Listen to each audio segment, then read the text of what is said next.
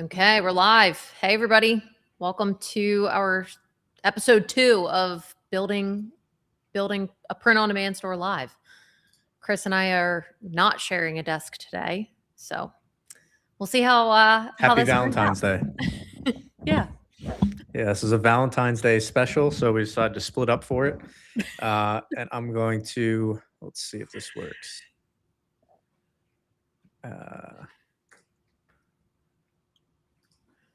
Welcome, everybody. There we go. This should work. There we go. Chat? You want the live chat on the stream? On the screen? There we go. Let's shrink it down.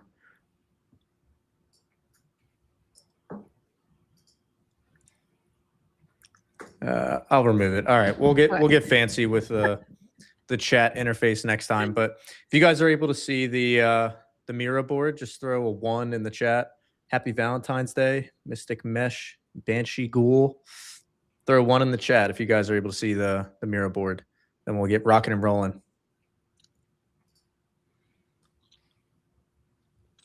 I think there's a delay again. Yeah, I think so. All right, the chat goes wild with 1s. We're going to jump right in. So we did the first live stream last week, and this week we're improving the resources, the process, and like basically how we're going to be collaborating all together, and we're bringing it together into this Miro board. And to start off, I just wanted to share for anybody who's joining us for the first time, and you guys are all going to get access to this. It's basically going to have like a weekly log of what we're doing on the brand. There's the 1s, only about 2.5 minutes too late in terms of the delay, not you guys. So we are doing live print-on-demand brand building. And what we are doing, for anybody who joined the first live stream, we're leveling things up. So first off, if you don't know who we are, welcome. It's a pleasure to chat with you on this beautiful, well, not that beautiful. Not really Valentine's Day here. Yeah. So my name is Chris, and this is my wonderful wife, Meg. And together we have over 12 years of e-commerce experience, done $25 million in sales. The only reason I highlight this, and this whole stream is going to be very casual, like the opposite of courses, is just so you know, like we've done this before. So if we ever make something look easy, just know that it's because we've done it 100 times. And if we make something look challenging, then it's because we're human. And don't hold us to a higher standard than anybody else, please. And what we're going to be doing here goes along with the 12-hour course and the free community. So everything that you see here is completely free. And what we are building is a brand that's something like Sloth Hiking Club, meaning a print-on-demand brand, and we'll talk more about that in a second, that launched in January of 2025 and hit 100K a month by June of 2025. Now, big income earnings disclaimer here. This was done by a seller on our team who's been doing this for years and years. But the reason I highlight this is so that you know like what the model is we're going to be doing. And that is we're first going to be creating the products. Then we're going to be setting up the store together. And then we're going to be doing the ads. And we're going to be doing it all live. Everything that we are doing, building a brand new brand from scratch, you guys are going to get to see it all. And the way we're building it is by following the 12-hour course, using the resources, and like a mini course that actually just went live on my channel as well for more of like a high-level overview. And the reason we're doing this, and a couple of people asked this last time, so I figured I'd share, is that because you guys have probably seen this before, like what success looks like or what people think it looks like versus what it actually looks like. Well, I've found in my experience when I was starting out, this is really like what courses make success, you know, building a brand, whatever the goal may be. This is how courses kind of make it look, that it's just, you know, you do step 1, then you do lesson 2, then 3, then 4, and then what do you know? You're there. And whenever I was going through courses, Meg, I don't know if you felt the same. I always felt like I was just missing something. Like I was not in on an inside joke that everybody else going through the course clearly knew about. And It turns out that I wasn't at all. Like it wasn't that I was missing something. It was just that the course format made it look way easier than it is. So the live format shows it is designed to show the imperfections, the little phrase around the edges, the times that we make a decision and claw back, make another decision, get frustrated, all of the human stuff that happens. And also straight from you guys that like this is so helpful seeing you. Well, definitely not you masters, us normal everyday humans struggle and raw problem solving, even on little things, makes us feel normal. Please keep going. Love it. Or Frankie's mom. Which is Frankie's just mom. so ironic. Yeah, that is ironic. That's our dog's name as well. Frankie, not Frank. Anyway, so they said that they're watching the replay. Can't tell you how much it helps to see you guys doing this in real time together. I thought it was just me having a hard time. And so thank you guys for the kind words and for highlighting the whole reason that we're doing this to a T. Like, it's supposed to be fun, but just because it's supposed to be fun doesn't mean that it's just a straight shot to the top and every step goes exactly as planned. So to give a quick recap of what we accomplished last time, 2-hour long session, we got one thing done that we're both really happy with, and that is the niche selection. We then came up with the brand name and the brand logo. But Meg and I have been talking about this. Honestly, neither one of us were really sold on the name we ended up going with. And I think it's an okay name, but like 2 days later, I was like, and we only work on this when we're on the live stream. So we haven't done anything else since, besides pretty much this conversation I'm describing. I honestly couldn't even remember the name we came up with. And I'm like, it was fetch and wag, fetch, something along those lines. But the fact that I couldn't even remember it 2 or 3 days later, and I was the one, or we were the ones working on it, is a sign that, something, basically we should redo it. That being said, I'm thinking for this session, we will talk a little bit about the brand name and the logo, but this is also something, and Meg, I haven't talked with you about this, so we're having the discussion live. I'm okay, even though we plan to change up the brand name and the logo at some point in the future, I'm personally okay with just starting to do some design research and seeing what we come up with. And then over time, if there's like an angle or, an overall, umbrella of designs that we feel personally drawn to or like most entertained by, then we could potentially do the brand around that. But for the time being, I don't want to let perfect be the enemy of progress and, slow us down. How does that sound to you, Meg? Yeah, I think that works for me. I think it also helps to just show everyone as well that none of this is permanent. Like, yes, we bought the domain, but we can, not renew the domain the next time that it like is supposed to renew. We bought 2 domains. We have the flexibility to change all of it if we wanted to. So I think it's actually a really ironic lesson because I know a lot of people in their journey have gotten hung up on this particular stage, like of the journey, because they don't want to pick the wrong name. They don't want their brand to not kind of fit the vision that they have for it. And I always think sometimes once you get into research, like we know the niche, we know the direction that we want to go with it. Let's see the kind of designs that speak to us, and then from there, I think sometimes the logo and the overall brand feel just kind of starts to come naturally after that. Yeah, totally. So we're gonna keep rocking and rolling. We're gonna start with the design research. So we'll get to see some of that. And if you guys want this Miro, we're gonna be working off this every week. You can click the link down below, just enter your email, prove you're not a robot, that kind of stuff, and then you'll get access to this. Not that you'd want to see that stuff again, but because there's all these swipe files that we're gonna be referencing throughout the training that you guys, well, not throughout the training, throughout the live stream, that you can get completely free. So like guides, lessons, tools, some explanations of like branded POD versus normal POD. And yeah, we're going to be using these, and you'll see us use these throughout, like as we're building the brand. So this stuff is all comes straight from the course. So with that, let's give a quick recap. So week 1, this was February 7th, the live stream. Basically we chose the dog niche, partially influenced by the fact, heavily influenced by the fact that we just got a dog recently. Yeah, he's the inspiration. His name is Frankie or Franklin. So dog, he was the inspiration for the brand. And the way that we chose this was really simple. To list out things that you yourself are interested in.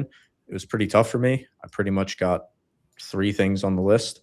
But you just list them out, and then you use the design research GPT that will basically run through the list and see, it'll do all the checking for you to make sure that there's enough audience or there's enough demand from that audience, that sort of thing. And then the next step from there is you come up with the brand name and the logo. That's what we kind of had stopped and started on, bought 2 domains. I'm not totally sold on either one, but we're going to keep going. And this thumbs up. Was that you, Meg? That was not me. I'm not sure where that came from. Yes. So this Miro board, it's meant to be view only, but I have been known to accidentally give out the link that adds everybody to our team, and then we get like a bill for like hundreds of users to our Miro team. So if you guys happen, yeah, there we go. So if you guys happen to see anything that makes it look like you were added to the team, then please just let me know. And I use this cool feature from, I didn't realize how much Miro can do, but this is really how I think whenever we're building a brand, or like just project management in general. My brain works well with columns, which is called Kanban, a couple different ways to say it, but I just threw together a quick one for what we're going to be doing. So what we already did, and the way that this works is really simple. You just essentially move it across. And so you have like backlog, not started, what we're working on, then what's done. And I thought this would be a good view for, as we're going through the live streams, for you guys to be able to tell like basically what stage we're up to. So we chose the niche in last stream. So that is done. Then we started on the brand name and the logo. Oh yeah, I see you guys in there. So this is funny. So we're going to leave these in progress, and instead we're going to start on the market research, which market research is really design research. There we go. Design research. So what we are doing for design research, and Meg, I thought a good way we could do this is to just set up like a mood board down here of designs, ideas, directions that we're seeing when we're doing research. And then we can just start dropping it here. So do you want to share first, Meg, like when you're starting to do research? And to be specific, when I say research, we're talking about like before we start designing, which is what we want to jump into first. Like that's our knee-jerk reaction. I just want to start making stuff. But we would be making from, off of best guesses and like what I personally like, unless we do research. So what are some of the things, Meg, that you're like the high level categories that you're looking for in your experience when you're doing design research? Like, are you looking at the style mostly, the concept? How do you think through it?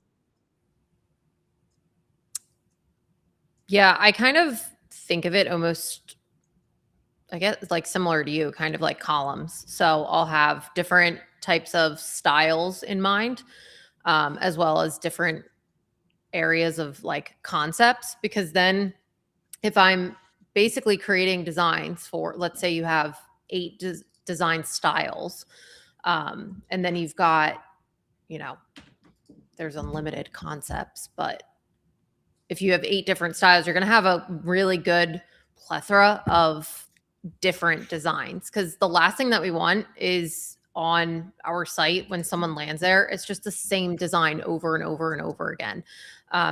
We kind of saw that at the beginning of all this like AI image generation. People were like, wow, this is amazing.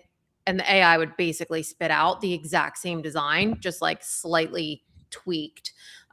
So yeah, Sloth Hiking Club is a great example with how different all the designs feel. It doesn't feel cookie cutter. There's typography and graphics. There's just graphics. So you get a really good feel for the overall brand. So that's what I like to try to start with right off the bat. Yeah, and something maybe it'd be helpful for people to see this if you don't already know. When we're doing research compared to like the normal Etsy print on demand model, it's a little bit different, because the way that Etsy sellers think, and if you aren't familiar with it, it's basically where Etsy is driving the traffic. Etsy is your storefront. You use Printify for fulfillment, but then you don't get any of your customer emails, which is a huge part of what we are building towards. And you're basically all of your listings are on a marketplace. So everybody here has probably been on Etsy before. If you haven't, go check it out. But basically, our designs would be advertised next to a bunch of different sellers.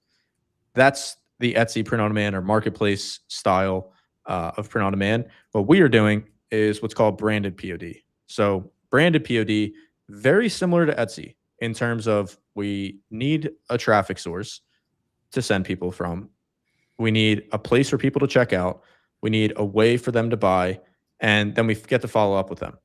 And the branded POD side, unlike Etsy, where Etsy's doing the majority of the heavy lifting, which comes with trade-offs, we drive our traffic from Meta, and then we basically create a storefront that we own. Then we still use Printify for fulfilling, and then we use Klaviyo for following up. But what I want everybody, hopefully this doesn't confuse things, because in the beginning and as of right now, all that Meg and I aren't thinking about any of this really. We are just looking at like, what does the market want? Like, what are they interested in? What types of designs are they already buying? And then we start to tackle these things one at a time. So after we know what designs we want to make, then we'll actually make the designs, and then we'll set up our Printify account, we'll set up our Shopify store, then we drive traffic, and then emails comes way later. So for the time being, like, this is what we're building towards, but we are just like completely ignoring this, and we are just looking to see out of the dog market, and I apologize for the handwriting, what are people, maybe we'll go typing, like, we are basically trying to answer the question of what do they already buy? Meaning, and let's see if we can do some fancy mind maps.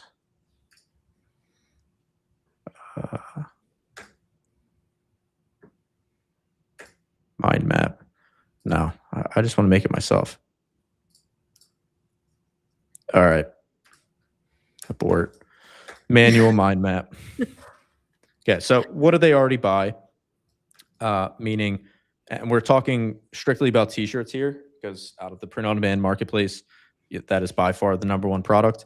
So what styles are they interested in? This is what Meg started talking about. What concepts? This is it jokes? Is it puns? Is it, inside jokes? And then design type. This is, are we talking about just graphic designs? And there's really only 3 types: graphic plus typography, or just typography. And we're about to jump in and start looking through designs and doing research ourselves. I just wanted to share before we get into that, like, what is it that we're actually looking for? So I know sometimes when we go through doing research, to some people, it looks like we're just like flying around. It's really just these buckets. I'm looking for, if it is a graphic design, are they doing line art? Are they doing lots of colors? Is it 1 or 2?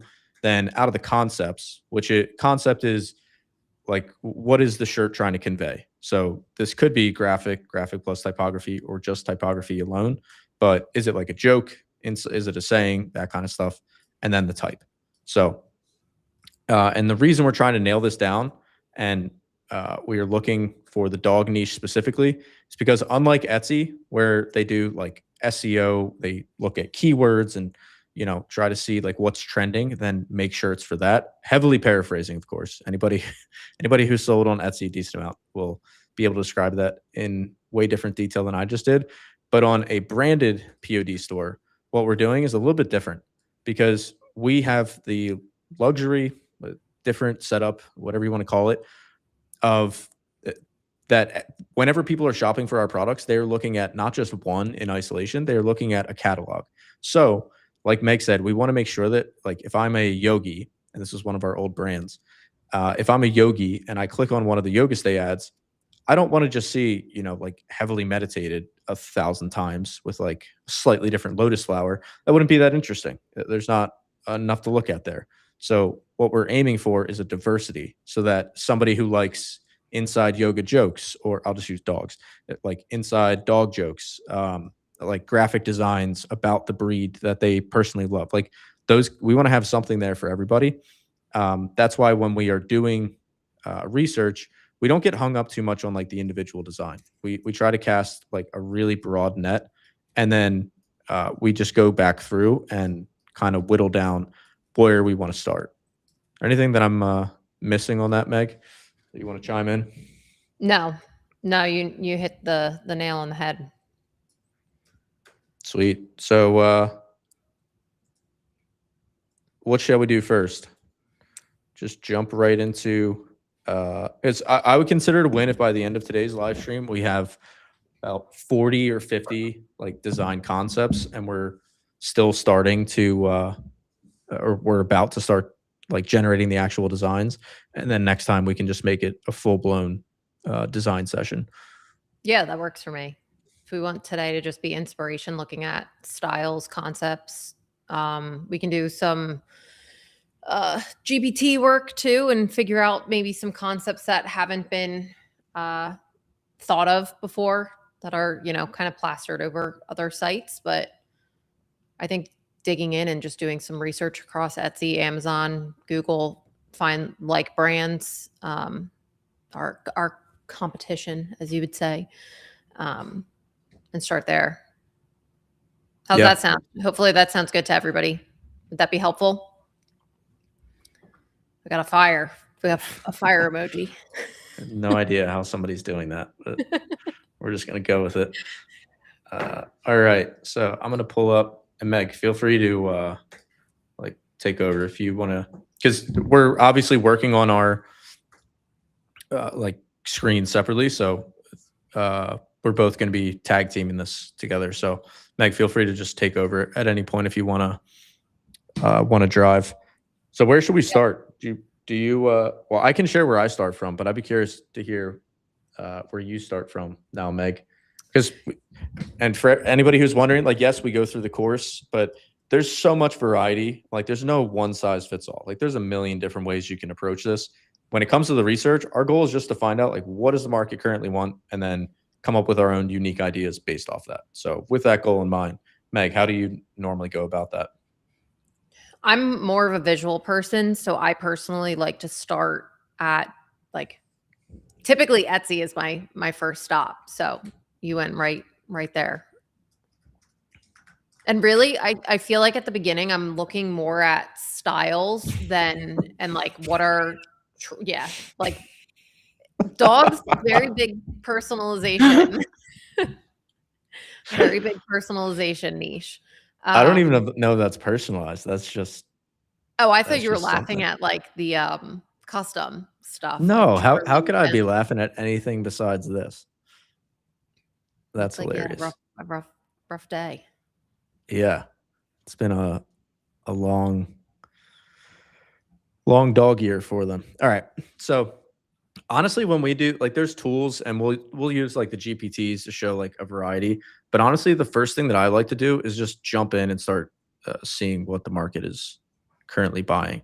And when I don't know about you, Meg, but whenever I see, like, it's great that there's all these custom designs around. I'm personally thinking we just launch this with just normal graphic designs to begin with, and then we Oh can yeah, add in customization later on. And I also, agree. whenever we see something like, see how this style is just repeated 100 times, I'm only going to grab a screenshot of that once. I'm not going to take, even though it's like flooding the front page, it's actually crazy. It's everywhere. So cool. All right, let's start screenshotting away. So what designs do we like? And I'm just going to be ignoring all. I just personally like this one. I don't know if anybody else will feel the same, but. And this is where like speed is the key, the key. And we're also, so we start off with like the most basic search term. Like, I just typed in dog graphic t-shirts. This gives us a baseline, then we can start expanding outward from there. And then Meg, if you want to, like, as you're doing research, if you just want to start dropping in designs on the Miro board that you like as well. Yeah. All right. I can't edit that. I just asked you to give me some. I'm a view only as well. Oh. One moment, please. Give access.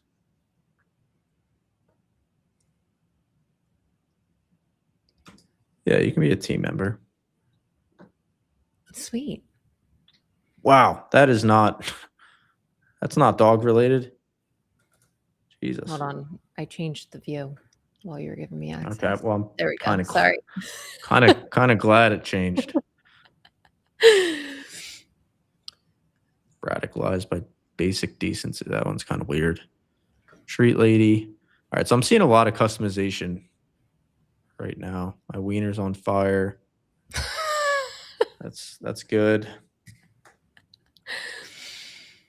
I like that style.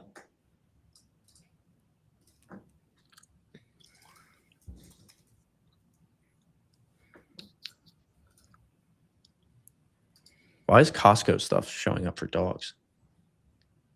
They sell hot dogs.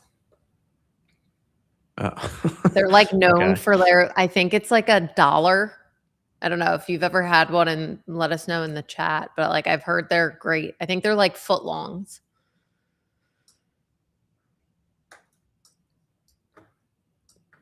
And if anybody's curious, like what we're gonna do with these, you'll see later on in the live stream. But we basically take each one of these and then have AI analyze it, and then we are gonna put this into our own GPT or Claude project. We'll show both options for basically inspiration, like for it to analyze what is it about this design that works, like why do people like it, and then what creative concepts can we come up with as variations. So we are gonna end up with something like very different.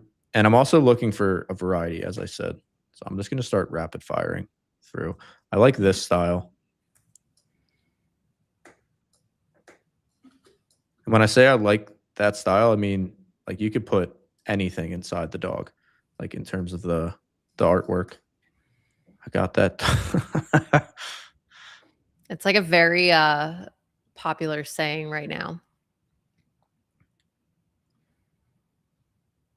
Tricky woo Yeah, so is Annabelle my just spirit. asked, so are you just randomly selecting designs that are interesting to you, not necessarily checking popularity or anything? We like to do both, honestly. Typically, I mean, if it's on the first page of Etsy or Amazon, like they're showing you them based off of what people are going to click and buy. That's how like their algorithms are going to work that way, and kind of feed in other ones to see if it will gain some traction. For the most part, though, I'm looking for more of the style and like quality, I would say, of the design, and like the concepts behind them. Like I got that dog in me. Like I've seen that all over Instagram. Like I know that that's a popular saying, so I can take that. What? Fetch this? Is that what you're laughing at? No, I just tilted my head like, then my dog tilts his head just like you. That's so clever. That's funny. That's a good one. Did you screenshot that? Yeah, but I wouldn't want to. I haven't seen that, so we'll look up. We run everything through like a trademark checker as well on the, especially on the sayings. So before we use that, but here's an example of like what AI might get from this. Like what makes this a good design is that it's funny, it's relatable. Like anybody who has a dog knows that the dog normally tilts their head. So it's like a inside joke, but everybody kind of knows that. But here's what AI could take out of this is what's another thing that like every dog does that like barks, loves to go for walks, like those kind of trivial things that every dog loves. And then we could ask it to put like a creative, like human spin on it. Like, what's something about walking that dogs like that humans also like to kind of bridge that gap. So that's an example of something we'll expect it to get from that. Easily distracted by dogs and books. Yeah, so I like this style for, well, one, it says bestseller on it. So there's the print on demand shops coming out to play. But what I like about it is that it's cross niching. So we can swap this out with a million different things and also a million different art styles, like easily distracted by dogs and coffee, easily distracted by dogs and yoga, dogs and music, and it just scales out. But we're not going to make a million of them to start. We would just make probably 2 or 3 and then see if the art style does well. because we'll also change it up. Like if I were to improve this, I wouldn't make the books that colorful. I would make them more like line art style. Here's a line. So it would look more like this. But anyway. Love, that's classic. Treat dealer.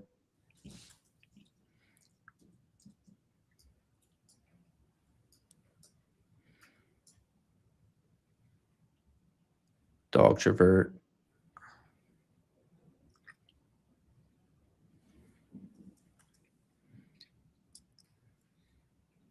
I like dogs and maybe 3 people. Wow. That's like your favorite line, Chris. Yeah. Can I pet that dog and it's a Demogorgon? Okay. Let's see what else we can get. Funny typography dog t-shirts. And right now we're just going in broad strokes, just getting ideas down. I think sometime, like when I first started researching, I would like, I don't really know what I was doing. I would just kind of analyze each individual thing and then go, is that something I can, like, can I tweak or improve that somehow? Now I just go in really broad strokes. And you also start to build up your own, like, not tolerance, your own taste for the designs you like. And you also start to build up a good gauge for how successful a design is, even without looking at the sales. It's kind of like if you've, like everybody who's, all been on YouTube, we're there right now.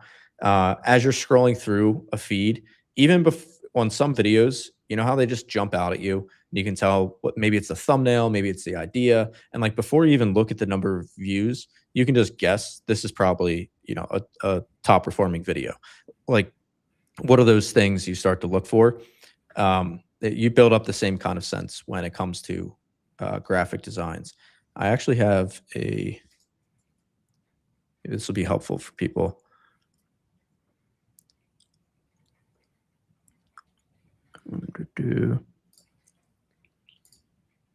Somebody did ask a question in the chat. Why use Shopify instead of just creating a WooCommerce website with your own domain? Isn't relying on Shopify just making us vulnerable to whatever they do with the platform in the future? And that's something that we get a lot. Personally, at the end of the day, Shopify is essentially just like a website host, similar to WooCommerce. And basically on the platform, if anything were to happen, I mean, at this point, Shopify is a 20-year-old company. Like they just had their 20th anniversary this year. So they've been around for a long time. They have a great track record. So I'm never worried that anything would happen with Shopify, but if anything did, I think they mean more in terms of like the marketplace stuff, like Etsy. Shopify is not a marketplace. Yes, you could use like WooCommerce or Wix or any of the other ones, like Meg was saying.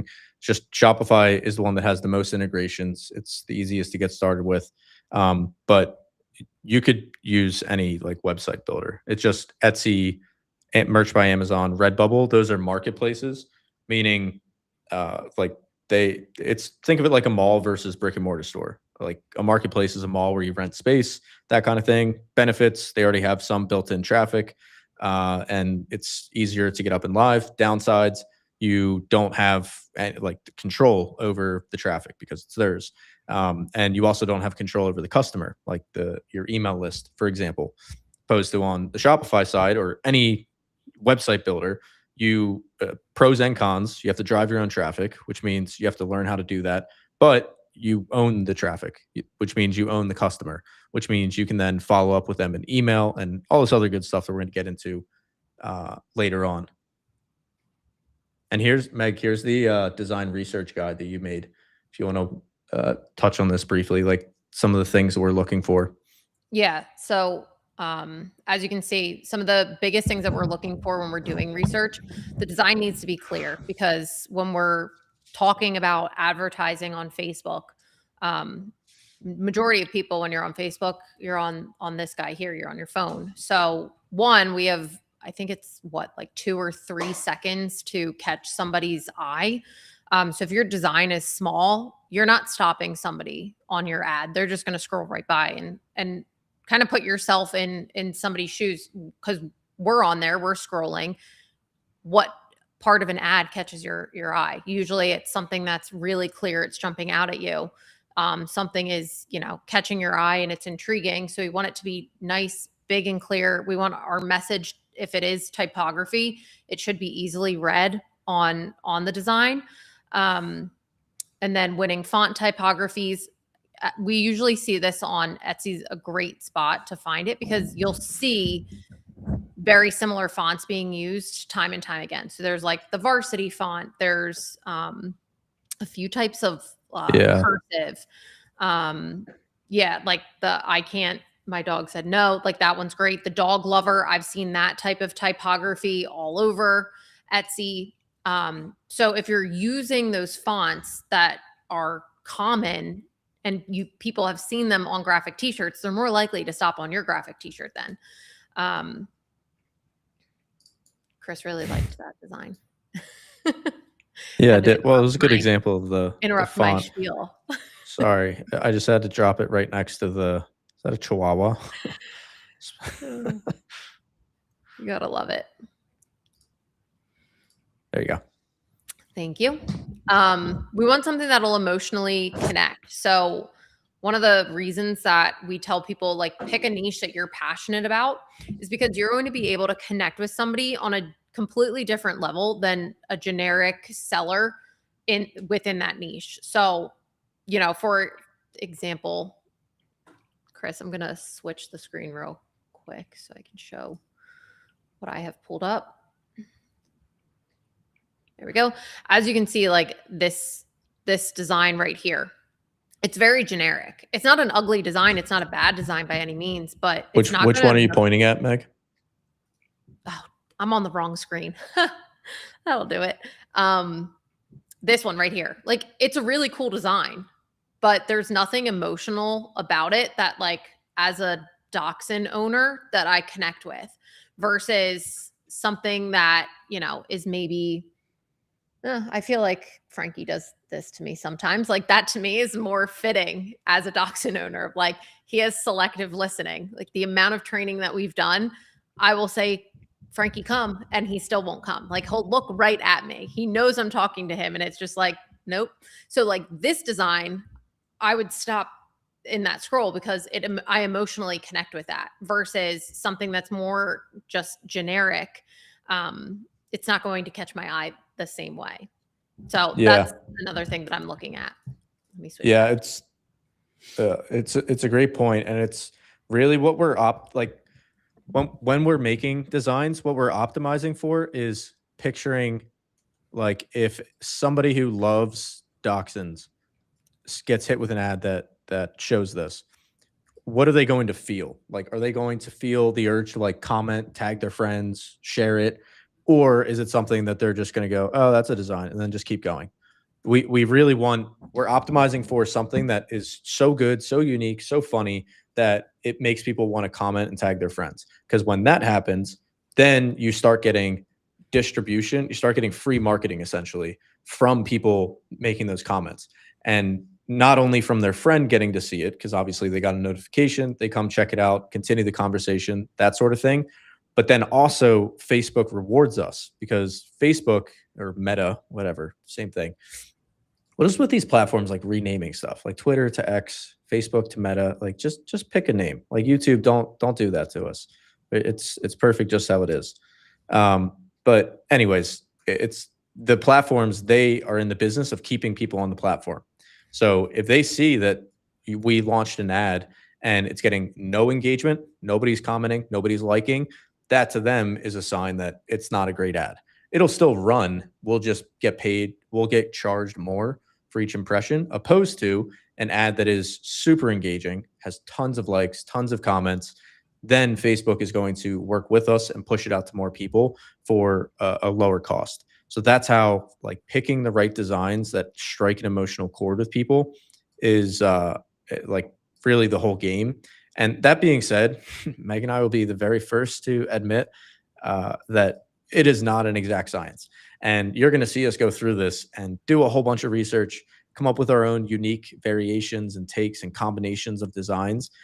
And we'll also come up with our guesses of like, I think this one's going to perform the best, or that one. I don't really feel much for this one, but we'll put it up anyway since we have it. And normally, a lot of times we're wrong. Like we just guess completely wrong. In fact, there have been times that we've almost deleted designs that we just didn't like, but then we just decide to put it up, and they go on to become bestsellers.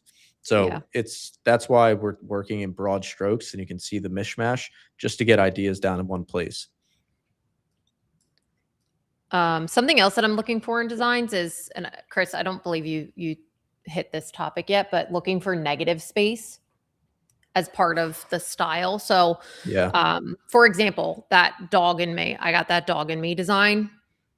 That is definitely, you're going to be hitting a different type of customer than, let's say, the I can't, my dog said no buyer. So I like to have things that kind of speak to both people, especially at the beginning when we haven't run any ads to a store yet, because we're not quite sure like who we're actually going to hit within the market. But specifically, designs that have negative space tend to perform better than those that don't have negative space. So as you can see with Chris pointed out the trees, it's the t-shirt color coming through the design and actually playing a piece of the design, very similar to the design next to it with the pink. If you scroll over, Chris, with the pink. So it's using the light pink shirt to get that design across. So that's another thing that we're looking at is, how are we going to create a design that's utilizing the color t-shirt versus, more kind of retro modern, I feel like it talks to kind of a younger audience. I got that dog in me, I feel like would speak to somebody who's more in like their 20s or 30s. They're a big scroller on Instagram versus I can't, my dog said no. I could see someone a little bit older buying a shirt like that. Like, I could see like my mom wearing that shirt. Not that my mom is old by any means, but we have different tastes and different styles. So I like to have a plethora of designs that kind of could hit different pockets of ages, of genders, because that's just going to give us the most information and the most data when we finally start testing ads. We're going to see like what's resonating most with people on Facebook. And then that helps to really take the design and take the overall brand to the next level. Cause you have an idea then of, okay, what are the designs that people are liking? Oh, I got that dog in me. Okay. I'm going to, start looking for some more kind of hip designs across other niches and then see how can I bring that into the dog niche. Yeah. And here, Meg, if you want to take over showing some of your research, I'm going to fly through. There's some good questions in the chat. And we're able to see the chat. It's just on a slight delay, something with the streaming. So whenever you guys write it, we see it like 10 seconds later. All right. So first question, if I have it says show. Nice. Look at that. Streamers. So Jay Sherman said, if I have a design on my site that is my bestseller, but its CPC on my ads is over $1 and much higher than my other designs, should I still try to expand on that design? So yeah, we're going to go through design iteration, which is basically after we launch our initial batch, seeing what do the market actually like? What do they not like? What should we make more of? That's what he or she, they are referring to. And the short answer to that is yes, we base design iteration off of two things. One, what are people actually buying? And then second, what are people clicking on in the ads? So if you already have sales data, then that's awesome. Definitely continue to make iterations off of that. And then another question for the dog niche. Are you recommending picking one breed to focus on and make all your designs for that? Yes, that's what we're starting with. We're starting with the Dachshund niche, and then we'll slowly expand out to other niches. But something that I think a lot of sellers underestimate is the amount of demand that there is in any niche. Now, not to say you can't go like too niche, like if we did, only blonde Dachshunds or whatever the term is, the vanilla dachshunds, that would be like pretty niche. So we go like dogs, slightly too broad, one breed, it's niched, but like a subset of one breed, that would be too niche. So there's like a Goldilocks zone there. But if you're not sure which direction to go, like just err on the side of going broader. Then another question: on a properly branded tea shop, what type of price can we command? We charge $29.99 for Gildan 64,000. We're getting into all the pricing strategy and stuff later on, but we aim for, or not aim for, we sell it for $29.99, more expensive for 2XL and 3XL. And we aim for about a $45 to $50 average order value, which is another difference from Etsy. We are structuring the site and the catalog in a way that will invite people to buy more than one shirt. My problem is that I created a Shopify store with 90 designs related to niche, and I'm having some payment issues. I'm outside the supported countries. I also don't have the money to start. Yeah, so to the last piece, we recommend having at least a $200 per month budget when you're starting, because that covers the ads, that covers the software, which, as you're going to see, like, it's mostly free tools that we're using. Obviously, everything has a paid tier nowadays, but it's mostly free tools. And then that leaves about $40 to $50 per weekend for ad testing. And then in terms of the payment issues, I'm based in the United States, so I don't have a ton of experience outside of that. I do know that there are payment processors that you can integrate with Shopify that are available in other countries. Honestly, my best recommendation would be just starting a chat with ChatGPT about that and see what it recommends. Then another question: we are running ads, had a campaign doing 4.2 ROAS. Awesome. Spending $200 a day. That's awesome. For around 2 weeks, really successful. And our credit card expired. Oh, no. And billing failed. So ads paused. We fixed it, but now the ad is bad.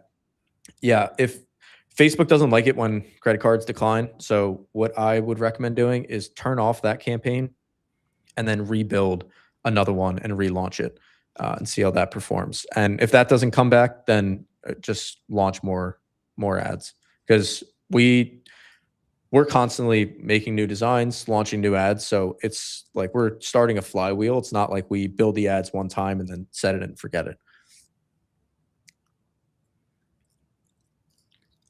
For the catalog ad test, should I limit to one size per design, removing the variations? No, we test the entire catalog. So it's best to stick to one animal niche. I would have to see your store specifically. This is just for dogs specifically, since it's such a massive niche. We're starting off with a sub niche.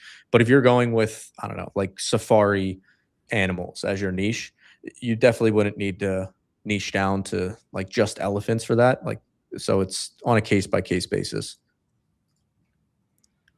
What do I do if my customers don't like AI used in product? Get new customers. No, I'm just kidding. Honestly, as you're going to see from us making designs, a lot of them you can't even tell that they're AI. Yeah. Obviously, there's some people out there that have like a real thorn in their side about it. That's fine. Love that for them. But we're definitely going to be using AI, because the trade-off is, and there's 3 ways to make designs. You can either use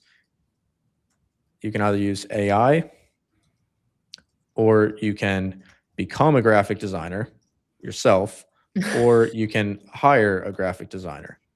So this one costs time. This one costs money.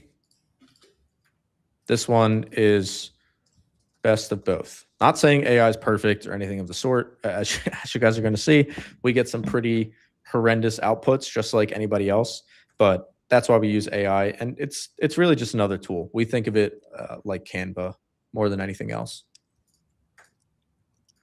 Yep. Detour said, just here to, oh, hey, Juna. How's it going? Good to see you, man. And then Brendan Hunt said, oh, thanks. You grabbed my design. We love it. We're going to get inspiration from it. We're going to learn from your years of wisdom in the dog space. I'd like to think that this one is theirs. I love that. I honestly can't really see us running at some of these, like this. Are you sharing? Yeah, It's I my have screen. been. Okay. It's been my screen, just FYI. Yeah, that's good. Okay. Here, I'll There, put I it got back it. on. Fantastic. There we go. Here we are. So what I was drawing out before was this. In making designs, there's 3 different ways. You can either use AI, become a graphic designer, or hire a graphic designer. And AI is kind of the best of both worlds. So graphic design, becoming a graphic designer takes a lot of time. I am the I am the furthest thing from a graphic designer. What we did in our brands was this third option, which is hiring them. So we would basically have a Trello board that honestly looks something like this, where we would just load up like descriptions, ideas, and then we would move it to in progress. And then when it gets to this column is when a designer would get tagged, and then they would start working on it. And then once it gets to completed, that's then when we would go and upload it to the site.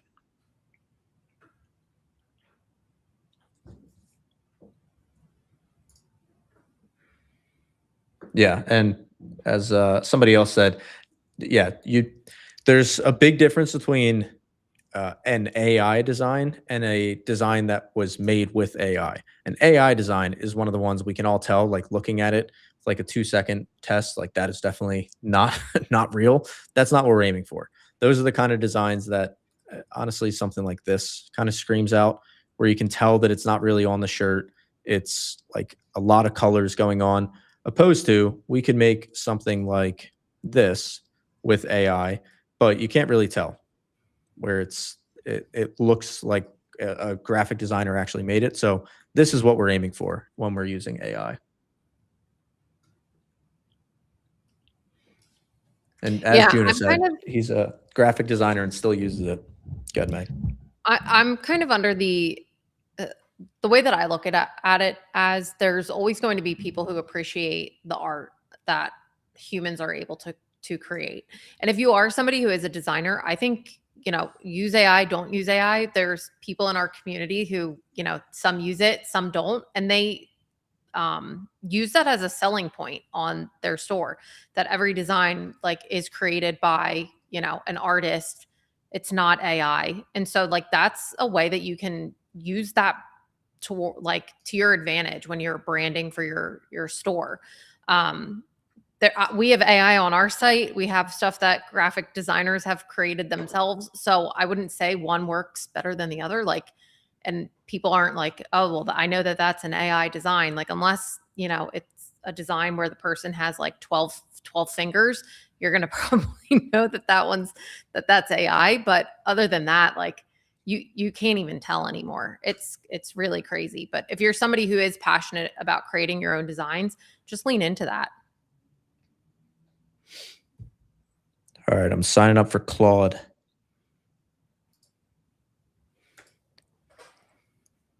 Okay. So my plan is I'm gonna keep doing Etsy research, but I'm also gonna send off a deep research query for coming up with concepts and sayings that are popular in the space at the same time.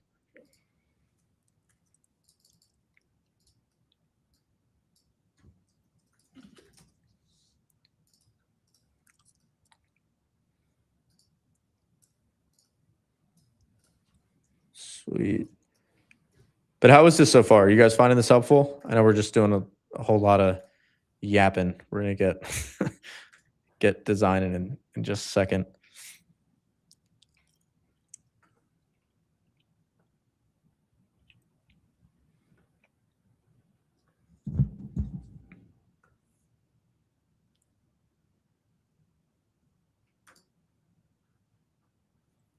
Okay.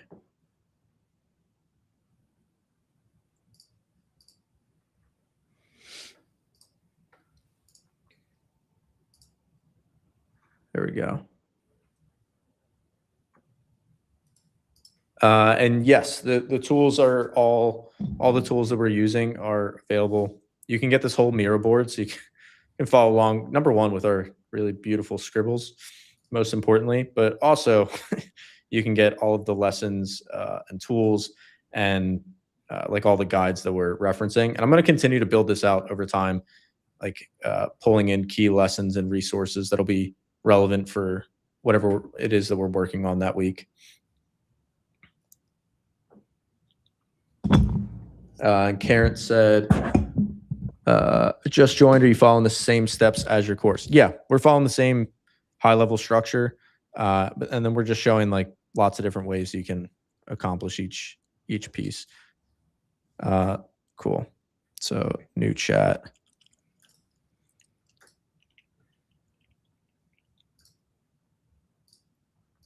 So, okay. So the goal of what I'm doing right now is getting AI to go off and do research for us while we continue to do our own manual human research. And the way that I like to do this is rather than just prompting AI what I want it to go and find, I like to prompt it to then write the prompt for AI. So you'll see what I mean here. Actually,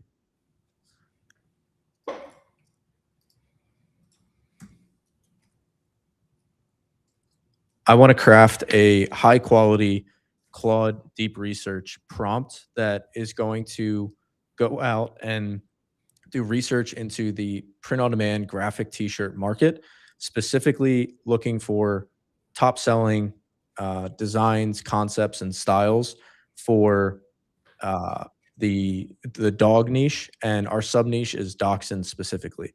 But what I want this prompt to do is find what are the top performing sayings, slogans, quotes, and concepts that people are putting on shirts, and also doing like Google Trend analysis, or basically seeing what are people talking about, like not just on Etsy or Merch by Amazon or Redbubble, but what are people talking about in the dog space in general. This could be like Reddit threads, like what jokes are they making about dachshunds specifically? What language are they using? Since we're newbie dachshund owners, so I want to make sure that we understand the niche as well as possible.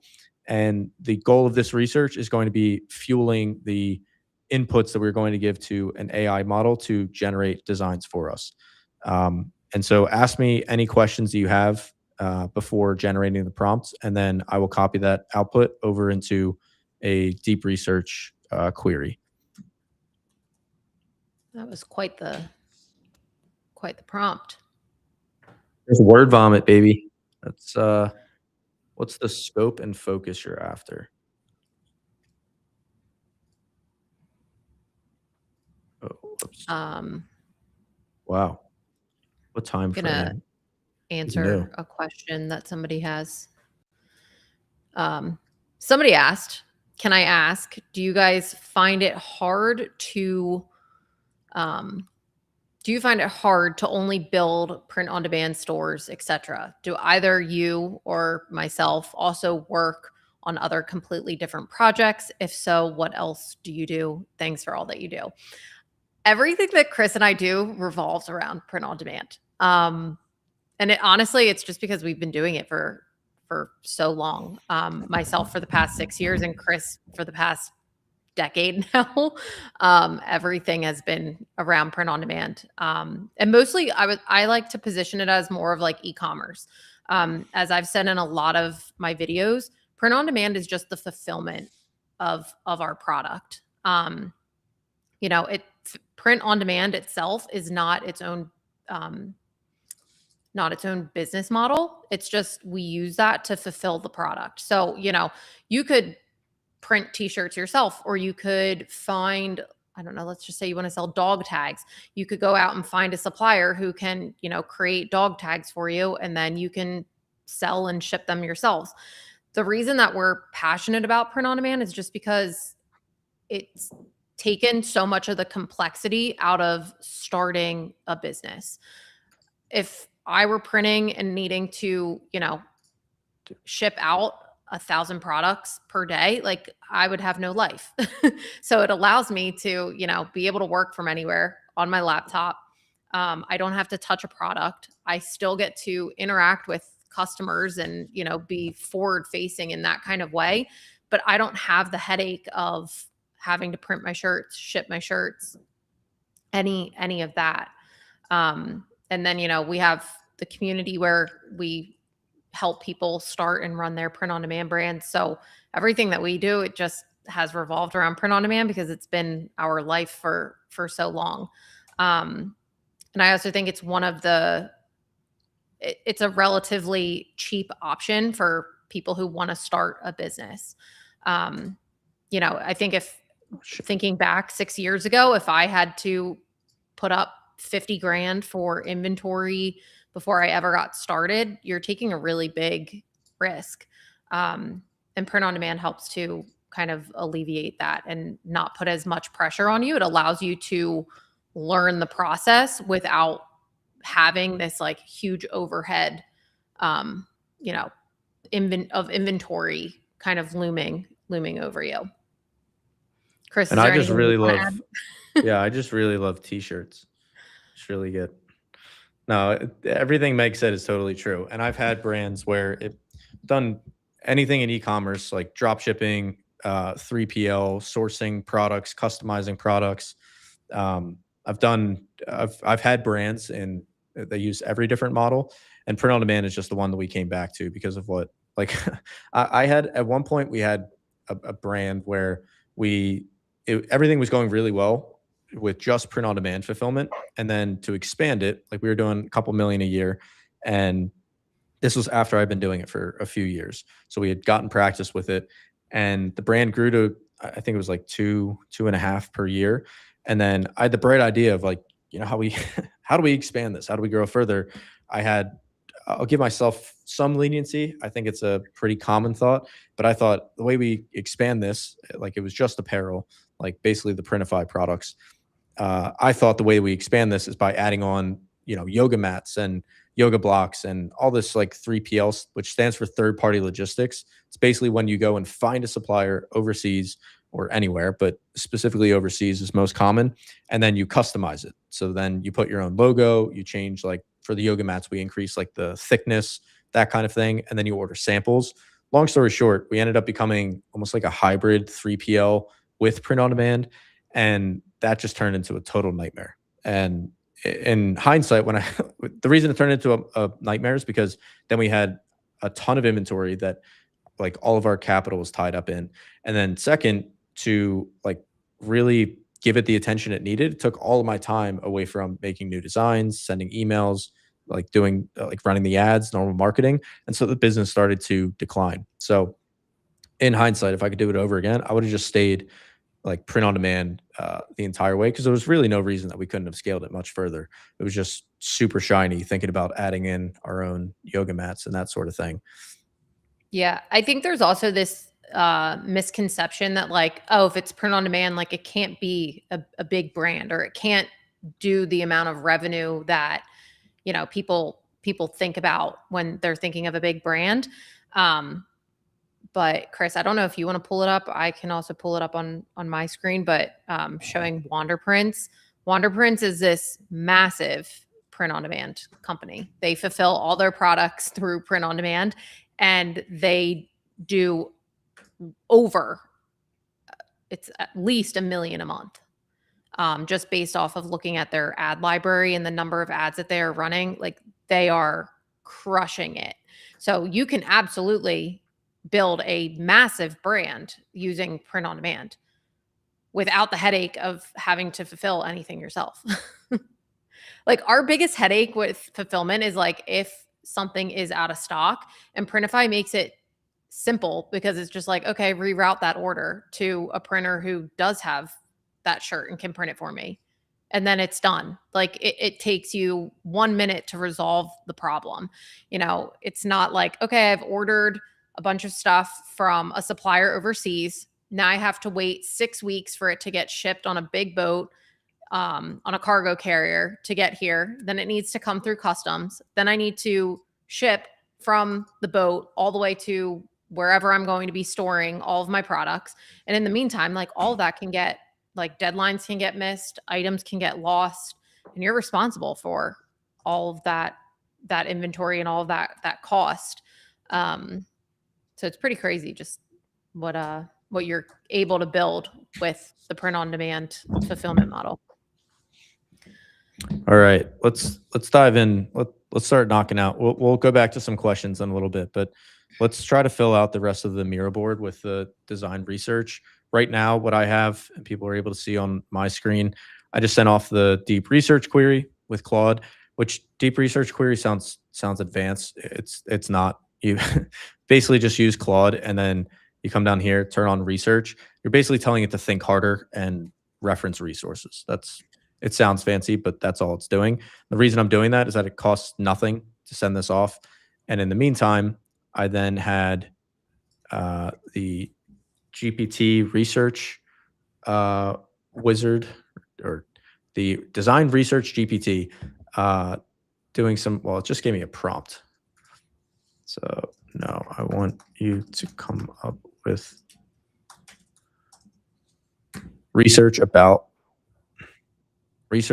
the niche and come up with, like, I want you to do your absolute best work. The fate of AI, the future of AI relies on the quality of response that you get back to this prompt. So I want you to pour your heart and soul, if you have one, into finding what are the trending topics, design styles, and outliers within the Dachshund graphic t-shirt print on demand niche. Let's see if the extra motivation helps at all. Well, it's replying pretty quick. Okay, this stuff is good.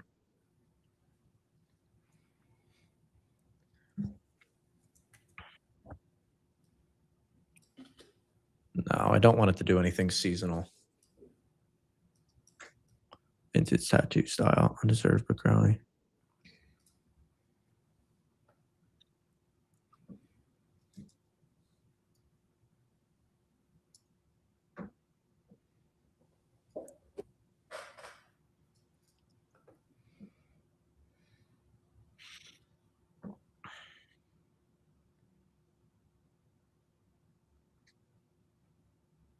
Outdoor adventure dachshund, patriotic dachshund. Reminds me of the scene from Forrest Gump. Like, you got jumbo. Patriotic. No. Like, Oh. you got jumbo shrimp, you got gumbo shrimp. That's about all the kinds of shrimp there Cocktail. is. Shrimp scampi. Okay, these are good notes for us.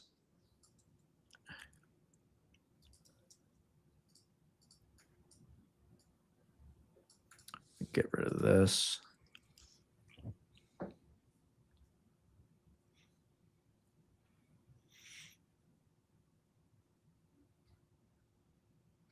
Drop a few high converting designs quickly. Yeah, so let's see. Did Claude finish? Nope, still going. Yeah, I've seen this go as long as like 45 minutes. Wow. I'm hope that this one should be, since this is a pretty basic request, this should only take like 10 to 15, but we shall see.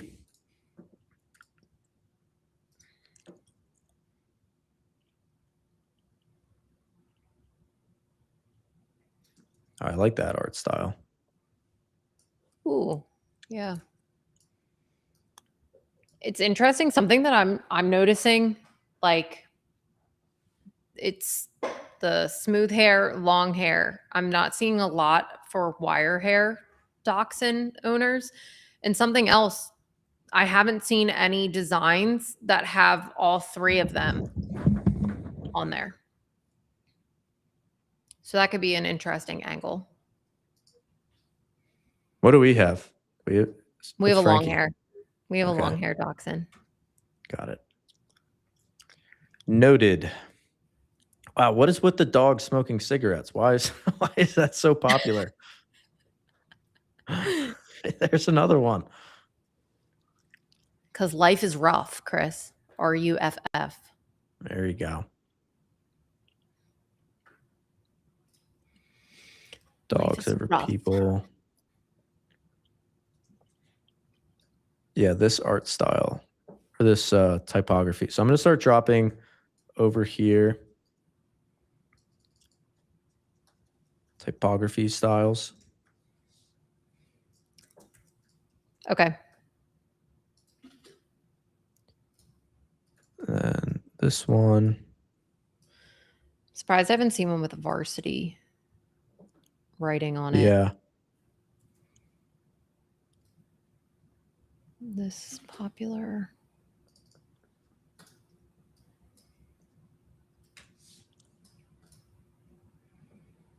Oh wait, yes, you have a Scotty Life one. That's like the varsity typography.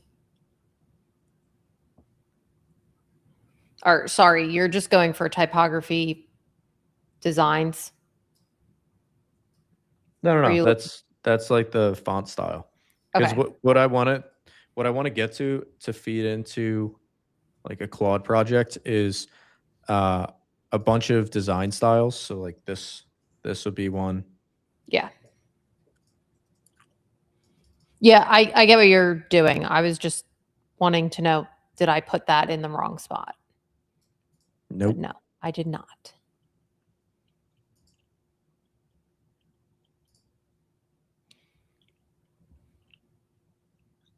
God, there's there are so many like on the nose jokes. Sometimes I trip over my wiener.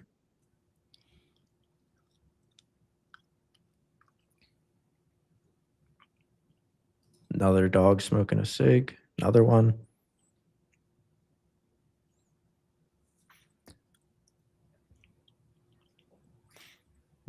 And the reason it's worth taking time to do this is like every minute that we spend doing extra research is worth like an hour when we go to start design. And like the first several brands that I did, I just started designing and just started making stuff at random, taking this extra time to really familiarize ourselves with the niche. And honestly, just like flipping through the pages, getting a sense for what people want is really, really worthwhile. Here's an example. If this is anybody's design, I apologize. But this is a design, back to what we were saying before about AI. This one's not too bad, but you can because it's what I'm noticing is, see how it has like lighting effects and it looks 3D, which you can do 3D effects, but not in this way. This way makes it very obvious that it's AI. My horrible handwriting again. But opposed to if this was like, if this had negative space in here and if this was a flat design, like it just pops a little bit too much for somebody to see that and not, immediately recognize it as AI. So we're going for more of, and I think we have a good example on here. Yeah, like this one. Like that. That's much better. Even that one, I think it would look really good if we took out the negative space and just left like the flowers in there. But we'll play around with stuff later on.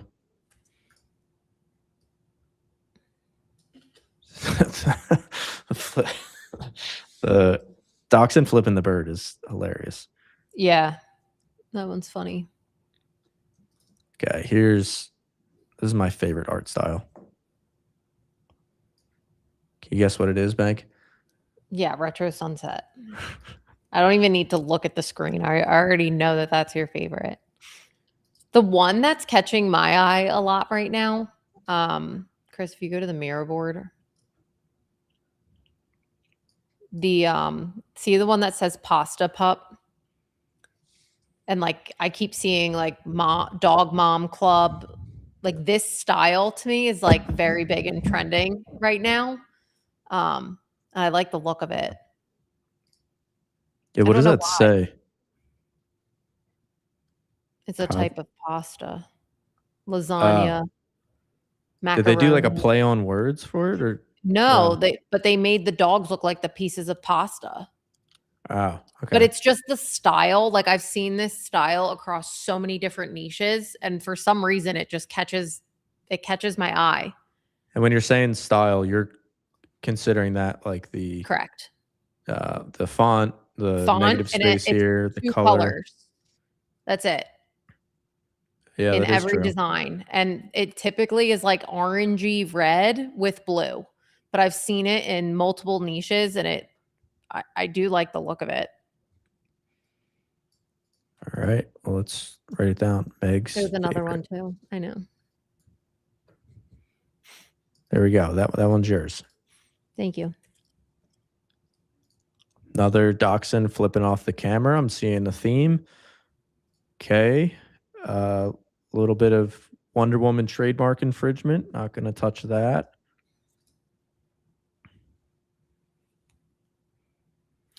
Honestly, not seeing, even though I typed in typography, I'm not seeing a ton of just typography only designs. I was expecting to see, Mm-mm. before we got into this, I was expecting to see a lot of like, I like my dachshund and maybe 3 people. Yeah. No. It's just a lot of dachshunds doing ridiculous stuff. Yeah, this one. This is AI to a T. That design. Yeah. That one too. Yeah, this this was somebody seeing this bestseller. Where's the flipping off one? Anyway, we've seen like 12 of them, but this was somebody seeing that bestseller and then trying to recreate it with AI and just not caring enough to see that it's just holding up like a pointer finger, which completely erodes the. So this is a good example of like the concept versus the art style. This person focused on adapting it to a different art style and missed the point of the concept. The point of the concept, the reason that it was funny and that people would actually buy it is because of the inside joke that, the dachshund kind of gives you the bird from time to time. It's just their personality. But when you don't understand the niche, or if you're just moving too fast with AI, then you'll end up with something like that.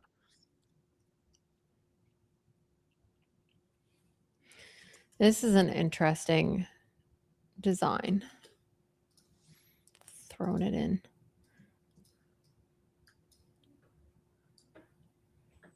At this point, I'm scrolling past a bunch of designs that are decent, but we have so many at the. Well, we don't have a ton. How many is this? 39. I like this concept. This is a way that you can tie in the dog with, like, it makes sense because it's like like French, wiener dog, social club, but like you could essentially do the same thing for any location. Like, for context, Chris and I live in Texas, and in the city that we live in, there is a wiener dog meetup every Saturday.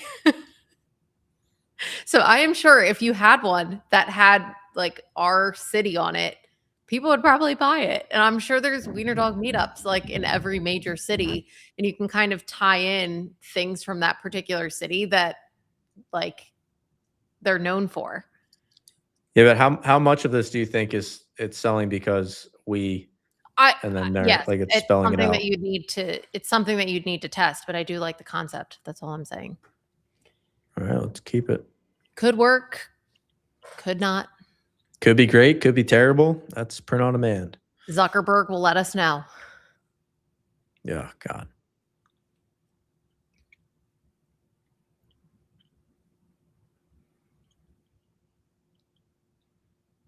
Dachshund dad. All right, let's see if Claude got anything. Still going. 17 Yeah. minutes. It's going to come back with.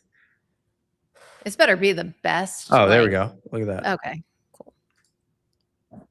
Niche intelligence report. Top secret. Crowded but deeply profitable evergreen market. I like that. And I also like hearing that it's crowded because we don't really worry about the competition because we're doing branded POD. You have to worry about the competition when you are trying to rank against a bunch of other people in the same niche, but we're competing against cat videos. So when it's talking about crowded, it's talking about marketplaces, which we don't have to. If anything, it's a good sign. So Red Bubble Tea. And what I'm looking for from this document are like this research here is showing us examples of designs, and this is also familiarizing us with the niche. What is this one? It's also familiarizing ourselves. I typically wouldn't go for that, but I think I could do it on a black t-shirt. And I think it works because dachshunds are such a like funny dog breed that like someone would wear it. Well, I just meant since it's like a tie-dye shirt. I think. Oh, yeah, no, I'm just thinking like take Frankie's face put it on a black t-shirt. The whole goal here is just to make Frankie famous. But anyway, so looking at the designs here is giving us a sense for like, what are the art styles? What's the repeating patterns that we're seeing? Like we've noticed a ton of repeat styles of like this one here, where you can upload your dog. So it's getting a sense for that kind of thing. And then here, this is telling me like, what are the untapped or like the common sayings or phrases, and then we can overlay that with these styles. And we're also starting to take note of like when they use words, what kind of font are they using? When they use a graphic, what kind of design style are they using? And so the whole thing is just a work in progress, just getting stuff down on paper. So top 30 proven saying, oh, this is great. So proven sayings, slogans, and phrases, and it even coded it for us. Is this running anything through Trademark, Chris? That's what I'm going to do next. Oh, okay. Because I've got Friends in Low Places is based off of a country song, so I would avoid that.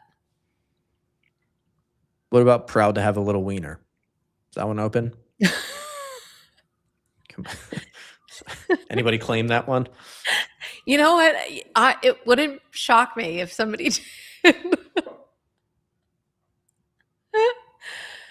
Yeah, there's a bunch on like the Dog Father, the Doc Father. You want to stay away from that. Yeah. Dachshund Through the Snow. That's based off a song, but it's probably such a. We'll look it up as well. Yeah, you have to look at Through the Snow. Yeah. Oh. Quality German engineering. Oh, I like that one. Life is better with a dachshund. It's not a party until the wiener comes. Wow, there are so many. This is basically a whole, niche of just inappropriate jokes. That's awesome. Family friendly fun here. Chris, I feel like what you say every time someone's like, "Oh my gosh, how'd you guys decide on getting a dachshund?" Chris hit the story that he always tells. He's like, "So we both wanted a dog." And like Chris wanted a Great Pyrenees, which is like this massive like mountain dog. And I wanted a dachshund. He's like, so we compromised and we got a dachshund. Like, I feel like that on a shirt, probably like every guy has been in that position.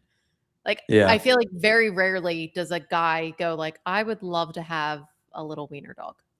Yeah. Like the dog I wanted, the dog she wanted, the dog we got, and then like an arrow pointing down. Exactly. Yeah. Like that could be I think a decent t-shirt design, because think about it, wives or girlfriends, wives, whoever would buy that for their significant other, or guys would buy that because they'd be like, yeah, totally true.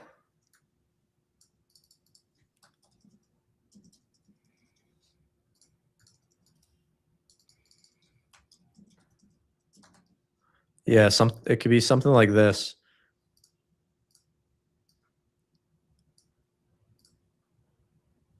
And then it's like dog I wanted, huge. Dog she wanted, teeny tiny. And then you could do two ways. You could either do the dog we got, like pointing down, like he's walking next to you, he or she, or you could do the dog we got, pointing up there.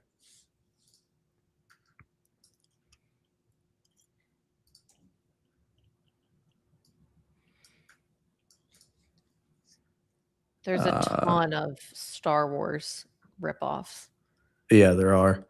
Oh, and Juna said "Proud to Have a Little Wiener" is a rap song. I would have never guessed that in a million years.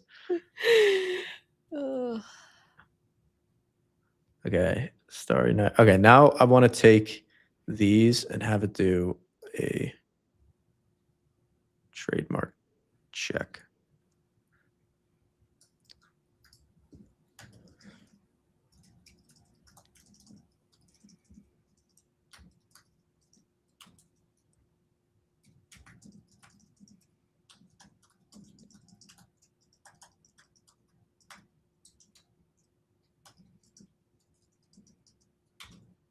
Rate the sayings as either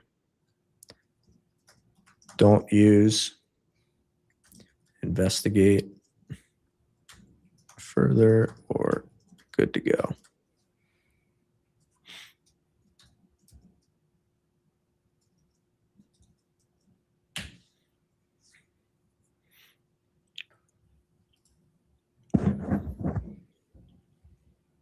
Okay, it's doing a search. And so while it's doing that, out of the designs that we're coming, or the research we're doing right now, the goal is that by the time we go to launch, we're going to have 100 designs, and it's going to be made up of roughly 33% typography, 33% type plus graphic. Let me zoom in. And then plus 33% graphic. So we're not going to launch, we're going to do roughly an even split across the board, because back to what Meg was saying earlier, we want to have something for everybody. So what this means is we're going to have roughly 1 in 3 designs is going to be like this one, where it's just a graphic. Roughly a third will be typography plus graphic.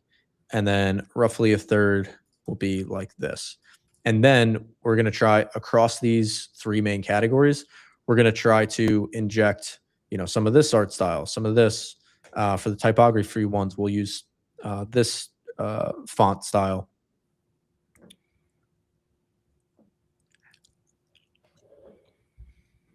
All right, let's do the trademark search. Let me see. Quick side note. USA hockey. Nice. 5-3. Is it still going? Oh, it's still going. All right, I'm going to keep checking that. And 1 smoking dog. Yes, exactly.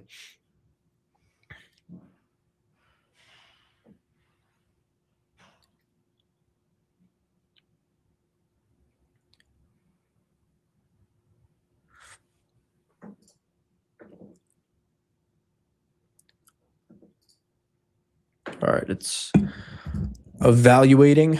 I think I'm like holding myself back from not going and starting to generate. You could come up with, even like put the guitar aside, just using the art style, and then having the dog do like funny, wacky stuff. I feel like there's just a gold mine in that style. Yeah, I also put the dog's a boxer, like this one. I just put it next to that. Oh yeah. Like, just think of random things and turn the dachshund into that. It'd be funny this would make it unnecessarily hard for ourselves, but it'd be funny if we took a picture of Frankie and then we used that as the inspiration for like all the AI prompts. They'd be cute. Oh, Juna was joking about the rap song. God, I've never heard Juna make a sarcastic joke. Wow, you got me, Juna. Sorry for asking, but this is driving me nuts. Can you explain how Nexus works for taxes for states? Exciting topic. We call that the fun topic, sales tax. I am not a tax professional or legal professional or financial or a professional, so don't listen to me. But what we do, this is not financial advice, not legal advice. Don't listen to me. But what we do on our stores is we launch, we launch on Shopify, and then Shopify tells you when you reach the sales tax threshold by state. So that'll tell you like when you have to register. But if you're somebody who's based outside the United States and trying to get Nexus in the US, like I don't have experience with that. Yeah. That's a question for a tax professional. So the nice part about Shopify is when you put all your information in, Shopify will let you know typically when you qualify to start paying sales tax in particular states. That's how we've gone about it. So once we've hit that threshold and we've gotten a message from Shopify saying, hey, you now qualify, that is when we've gone out to the state and we have registered with the state and then start collecting and remitting sales tax for that particular state. There are apps that you're able to use to help you with this. One that we've looked into is called Numeral. They are a state sales tax, and they also are rolling out VAT tax as well. So they're a great reference to reach out to with any of your questions. They should be able to handle pretty much anything. And their focus is on e-commerce brands. So print on demand rolls up into their specialty of what they do best. Yeah, and for anybody who's been following like our content for a little while knows this, but for everybody else, we only talk about tools that we actively use in our brands. And if we talk about a tool that we are not, then we will mention it. So the only reason that Meg is mentioning Numeral is that that's the one that we are currently using in our brand, but there's a lot out there. So do your research, especially when it comes to anything sales tax or just LLCs, all of that stuff. Highly recommend talking with a professional. Yeah, and honestly, ChatGPT is a great place to start with asking your questions with this. Like say where you're located out of, it'll probably ask you a few questions about like the sales that you've done, et cetera, and then kind of go from there of giving advice of the next best steps. So hopefully that's a little helpful.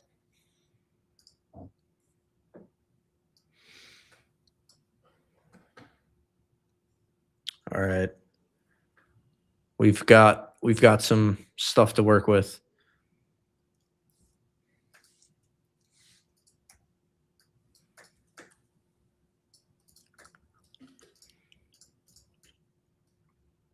I kind of like this mood board style. Normally we're doing this for like the sake of the stream. Normally we just save it like on our desktop somewhere, but I honestly like this way more because you're just able to see everything in one spot. And one of the benefits of Miro is you can still download the original image. It doesn't like water it down, at least as far as I know.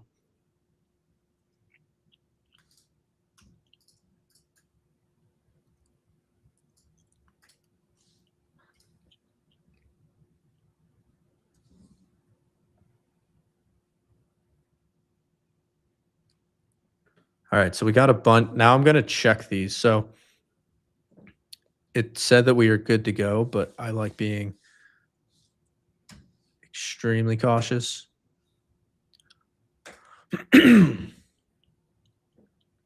Dachshund Mama. That's a tough one to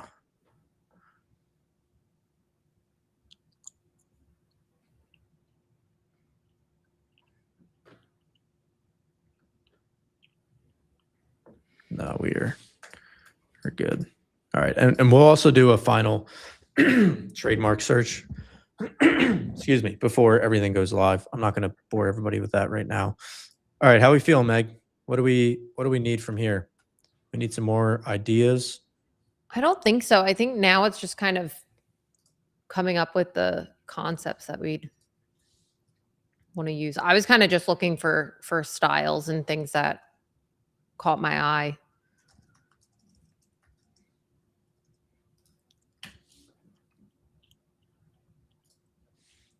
You know what else is interesting, Chris? Not a single shirt had anything about the name of dachshund and like the meaning behind it. So dachshund, like literally in German, means badger killer. So like that would be something that if you, like, I think that would be an interesting concept to go after. Like it's kind of like those little one-off things that you don't always see on just like a general search. It's kind of thinking through concepts that way. And I think that's what helps to make brands stand out. Yeah. And before we start actually designing, I would love for us to brainstorm some more. I don't feel like we yet have one that's, I don't know, like something that as soon as like, I feel like we don't have a good enough representation of designs that when somebody sees it in an ad, they would go like, "Oh, that is so my dog," or like, I need to let Susie know about this right away because that is so her dog." Like those kind of things, and that's Yeah. really what we're obviously after. But each of these, it's just like this is kind of cute. Hmm. Uh, whoops, this is like kind of funny, but that's not dachshund specific. Kind of Yep. cute. Yeah, like this is better. That's more interesting. But we have a lot that are just like kind of cute, kind of. I would say this is the, and obviously we would have to do this for like different cities, but this is like one of the best ones I've found because it passes the test of like you have 2 to 3 seconds to grab somebody, but then Yeah. a lot of our best performing designs, this is like out of the whole stream. Here's the secret sauce. Our, if there ever was any, our top performing designs, like across niches, it's almost always a design that when you look at it, it like takes like past the 2 second test of like, getting somebody's attention. That is for every design. But then it's the designs that go above and beyond. And it takes 1 to 2 seconds for somebody even somebody who's in the niche to like really get it, like for it to click. Because in that 1 to 2 seconds, that's almost like a buffer or a barrier that's filtering out people who are truly in the niche and really get it versus people who are not. And why that Hmm. matters is that is the recipe for something that is going to get somebody to like, comment, tag their friends because Yeah. they pass the buffer. Like they're, opposed to this, like anybody could make that. Like everybody gets that. Like, oh, it's a cute dog, playing Yep. music, that kind of thing. I don't know. What were you going to say, Meg?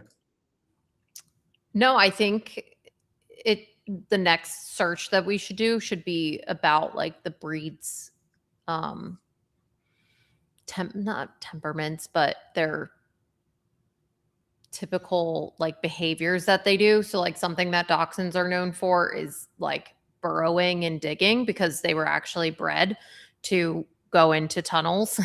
They would like help to dig out tunnels, and they were bred to hunt badgers.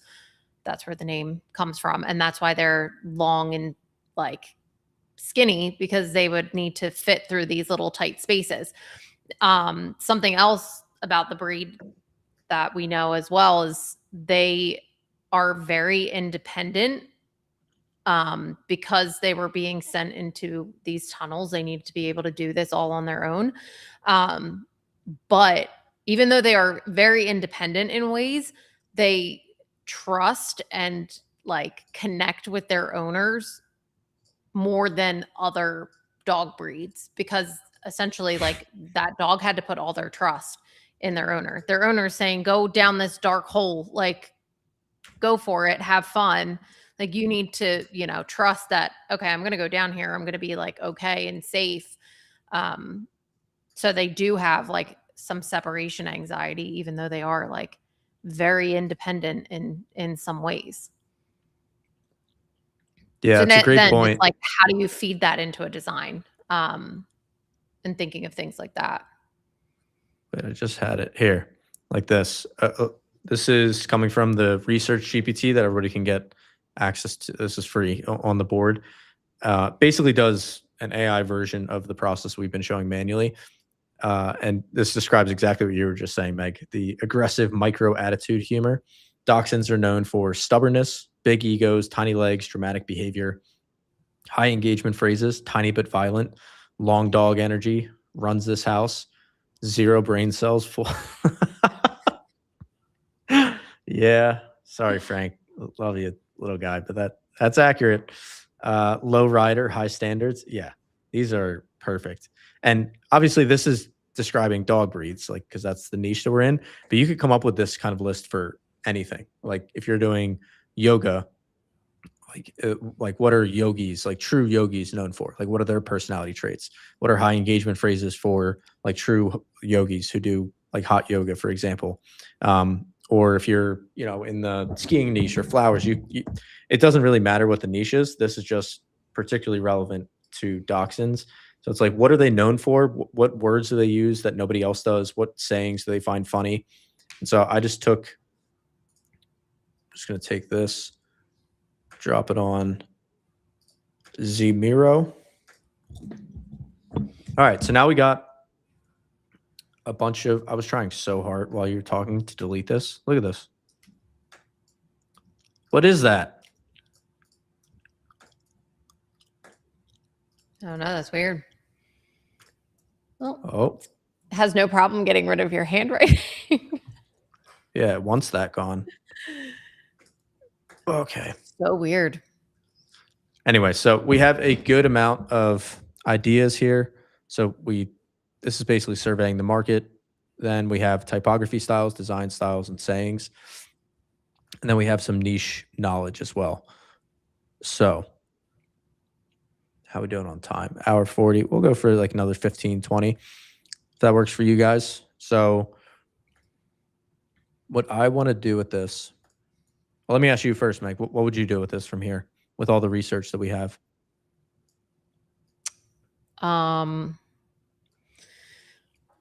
I'd probably feed each of these designs into ChatGPT so that it could break down like the font and the design style, and then take the prompt, connect it with one of those sayings or a concept, and then have Nano Banana actually create the design. So I think, like, personally, I'd just start feeding them in like one by one. Yeah, I was seeing if there's a way to mask. That's also Eric's the way that he likes to design. He'll put in like concepts or like designs and styles, and basically say, like, give me some prompts to like recreate this style, and then he's taking those prompts, putting them into Nano Banana, into the WeScale gems to actually create the designs.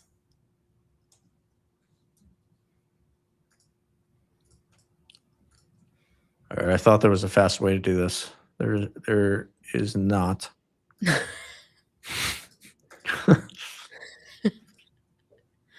Download number 5. Oh, that's a good one. Tummins said, got badgers, get a dachshund. I kind of think of like the got Oh, milk yeah. kind of typography. That's probably trademarked, but I like the concept. I might have skipped a number, but that's okay. Now let's do. And then Swifty Spade asked, do you find that front design t-shirts sell better than front and back? Just wondering because the profit margins seem less due to product, not cost.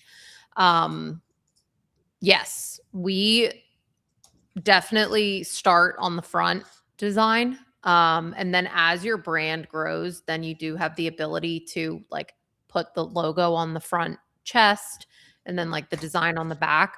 But anytime you do that, you have to increase the price for that. So that's why we tend to avoid it, especially in the beginning.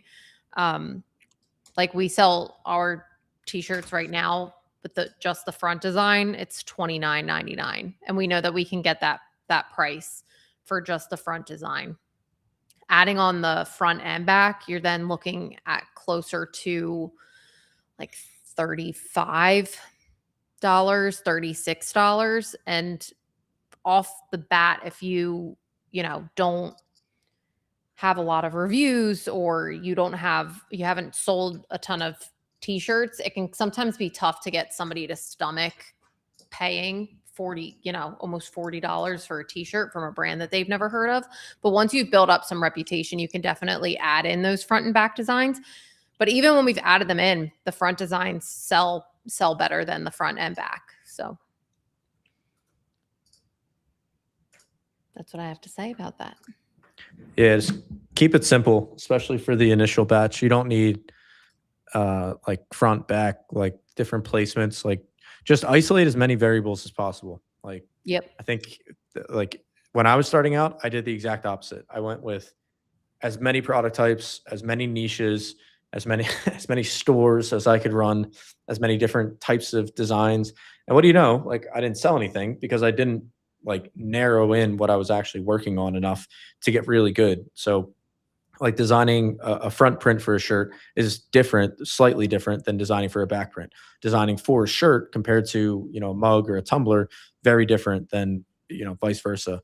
And so that's why we narrow it down as much as possible down to, we start one store, one niche in like the Goldilocks zone, one product type, and then one print type on that product.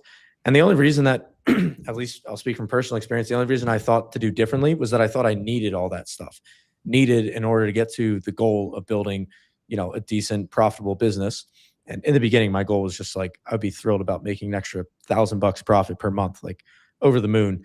And I wish that I just had somebody who told me, like, if I could give you a contract that said, if you just focus on one niche, one store, one product type for an extended period of time, like you will hit $1,000, would you do that? And I would say like, absolutely yes. But obviously that kind of contract doesn't exist. So I was just kind of left shooting at, you know, a bunch of different random things. But that's why what you're seeing now, this heavily refined approach, like I'm joking about it, but like this is exactly what we've done for 8 different brands that grew to $1 million in their first year. No financial guarantees of any kind. Like we've been doing this for years, but that's why we start the way that we do. So what I now have is a bunch of examples. So I'm going to upload the design styles.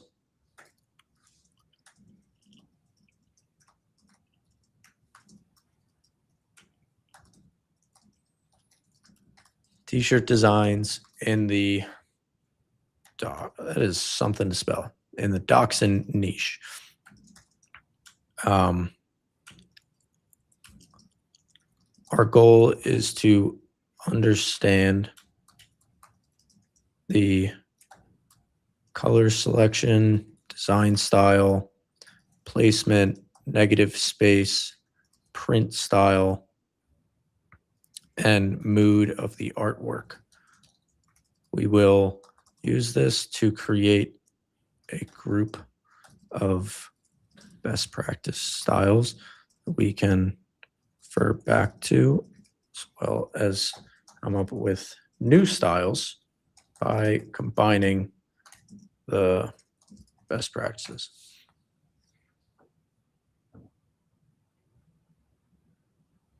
Okay, so now this is where it gets good. This is where we're now combining the design styles, the typography, all from our own research, plus we have all these sayings, and we're going to start feeding this into AI and then seeing what prompts it comes up with, and then we start generating from those prompts. And to do this, I'm going to show using 2 different models. Just going to upload all of these.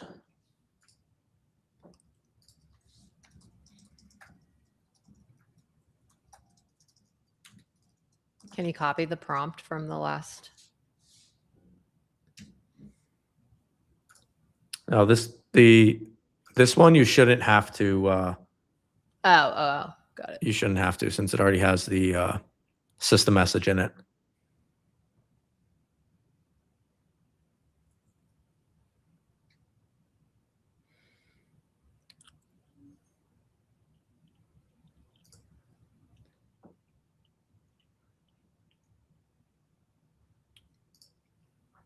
We should have a design that's like, ask me about my wiener from, oh my gosh, what movie was that? Remember, he's dressed up like the hot dog.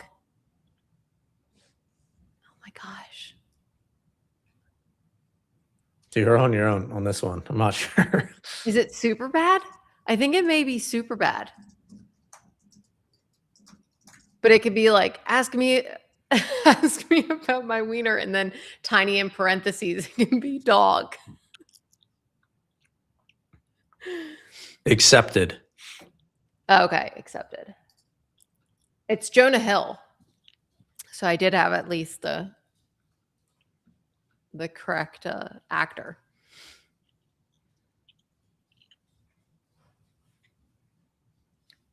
Yeah, this is great. It's combining. So in this chat, I gave it all of the top performers, like the typography styles, and then also the design styles that we liked. Now it's coming up with basically combinations of, and then I can even feed in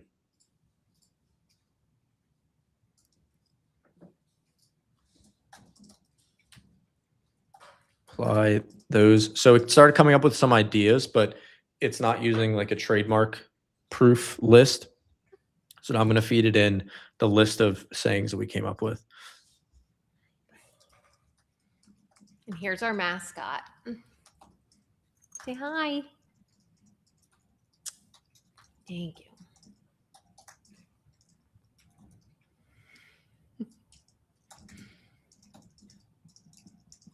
See, somebody else said super bad. That's what I thought, but I guess no. Accepted.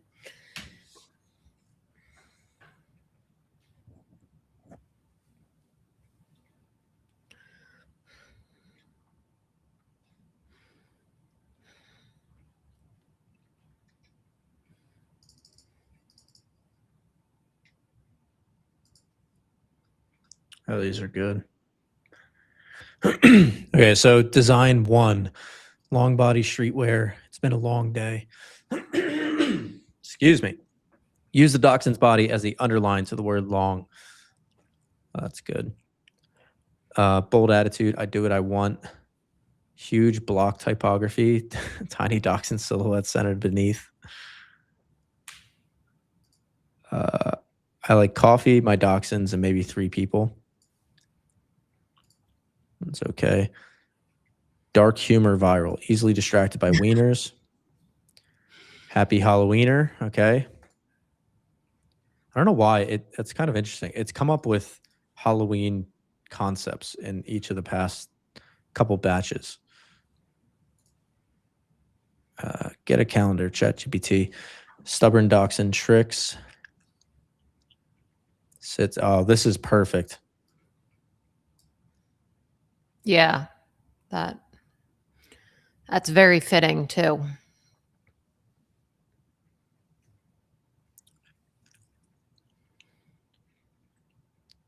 I trip over my wiener. Save the Earth. It's the only planet for dachshunds.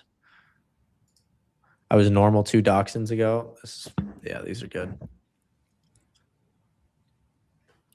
And now, rather than like, I could just take these 10 ideas that it gave me and then just start generating, or I can now feed back in the ones that I like the most. And the gauge that I'm using for this is what design, like when I read it, like gets me to laugh or at least chuckle, or think that this is something unique, opposed to I've seen this 1,000 times. And this is easy, like very easy to do when you pick something that you are in the niche yourself. Like if I didn't have a dachshund, I would have no idea that I do what I want. I would have no idea. I could hear that they're stubborn, but you have to like really live with one to go, yeah, like that is kind of a cornerstone. Yep. All right, so now I'm just going to say I like 1. I don't like 3. Easily distracted by wieners. That's been done so many times. Stubborn dachshund tricks. That's funny. Wine crossover. Dachshund and wine make everything fine. It's pretty generic. The only reason I'm doing 8 is that I like the optical illusion piece. Yeah. And then I don't like 9 is okay, but it's, this could be done about any dog.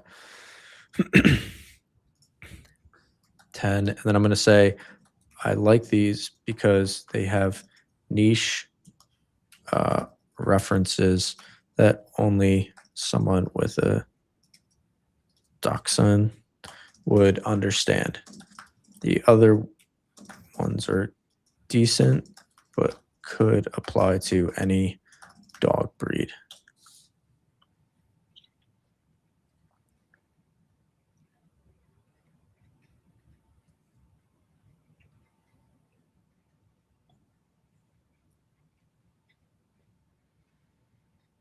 Okay, these are just the same ones.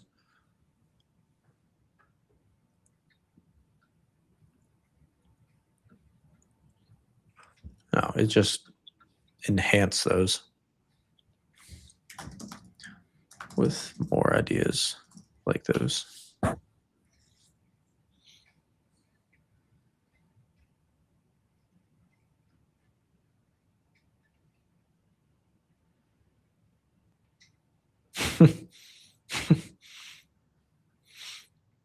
Oh, I didn't see any. I didn't see any jokes about how them walking a block is like a marathon. That could be a funny one if it was like a thought bubble coming from, or like if it was framed in a way that it seems like it's the dog that's saying it, and then the joke was like something about like, of course I don't want to go for a walk. Like going a block is like a marathon. Something Yeah. along those lines. Yeah.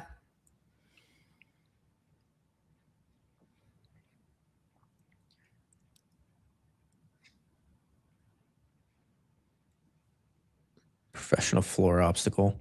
Oh, you could do one about how they spread their spread like the docks and minefield, how they spread their toys out literally everywhere. Yeah. Meg's just saying, yeah, I'll add I'll add it to the dock. It's not getting easier to spell.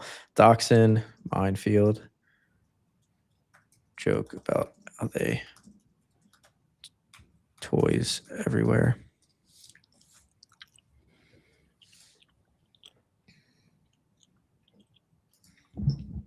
Built different, lowrider edition, emotionally attached, physically underfoot.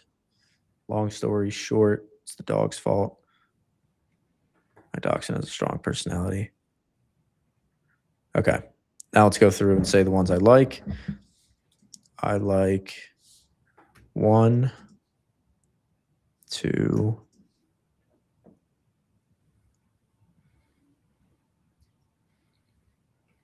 I guess 3. Do not disturb, dachshund in charge. What do you think, Meg? Nah. Like keep it or no? No. No. All right, professional floor obstacle.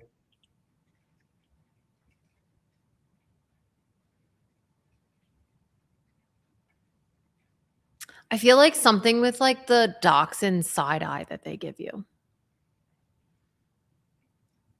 Okay. That's something that comes to mind.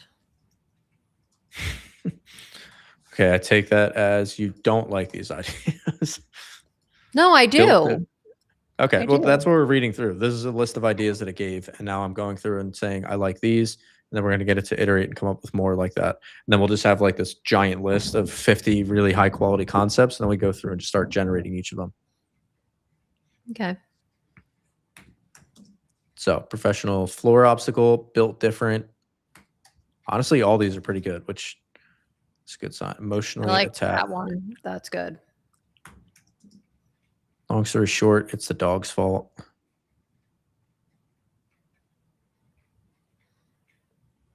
Nah, that's not my favorite. My dachshund has a strong personality.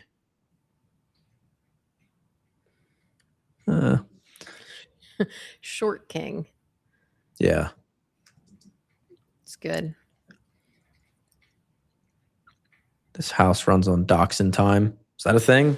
Dude, are dachshunds notoriously late? No, I mean, not at least in our household. Low clearance vehicle, that's good.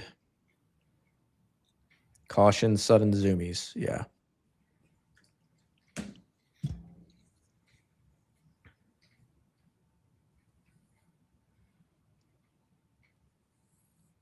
Okay, now I'm going to have it rewrite all of the ones I said. Like,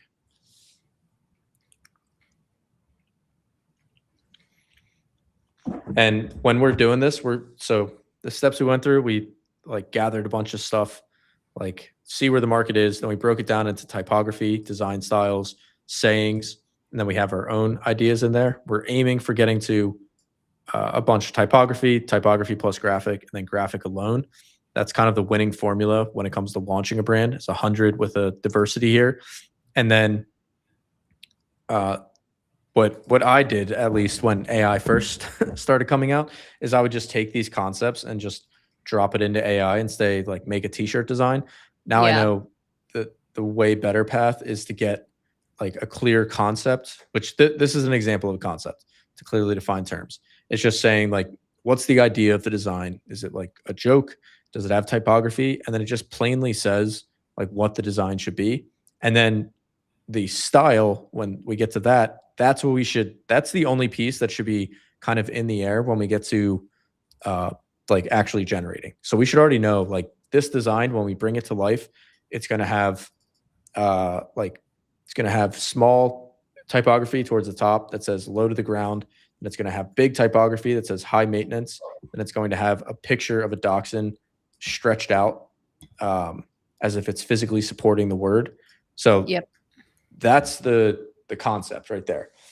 Then the style is like, okay, are we going to use line art for that? Are we going to use retro sunset? Probably not. Or which font are we going to use?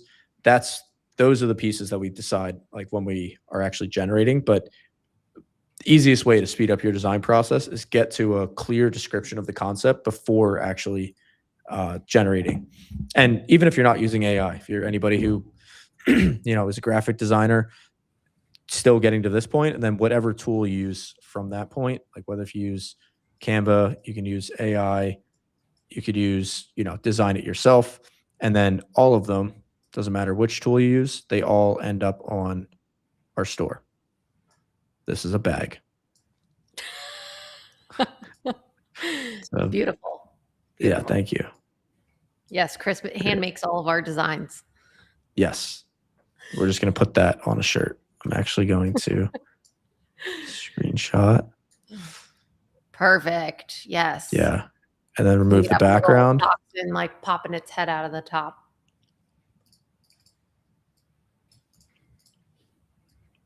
I think that's good. I'm going to hang on to that. Okay. There we go. All right. And now I got it to rewrite, or I'm about to, that I like.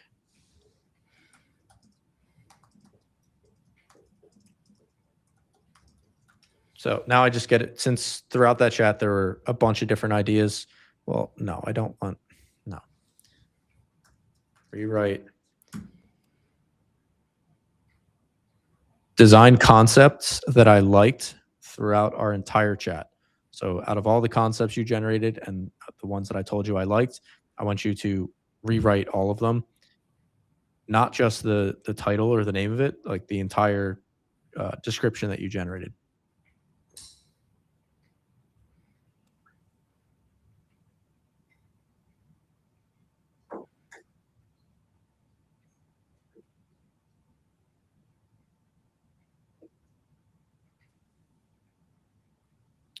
All right. There we go. Nice. Now we're going to copy these into the Miro that everybody's able to get access to just by clicking the link down below. Proof that you're not a AI or a robot. If you are, just be good enough one that you're able to get past the safeguard. You can get the Miro board, follow along with each of the live streams we have coming up, plus all of the resources that are over here on the right, all the tools, all the GPTs that we're using. You can get those for free. And this is all following what's in the free 12-hour course. And we're just showing like live build version of that. I'm just going to drop all, wow. That's a lot of them.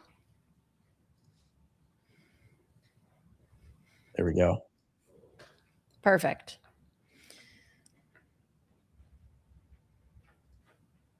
Yeah, so next step is going to be, I think this is a good spot to wrap things up for the day.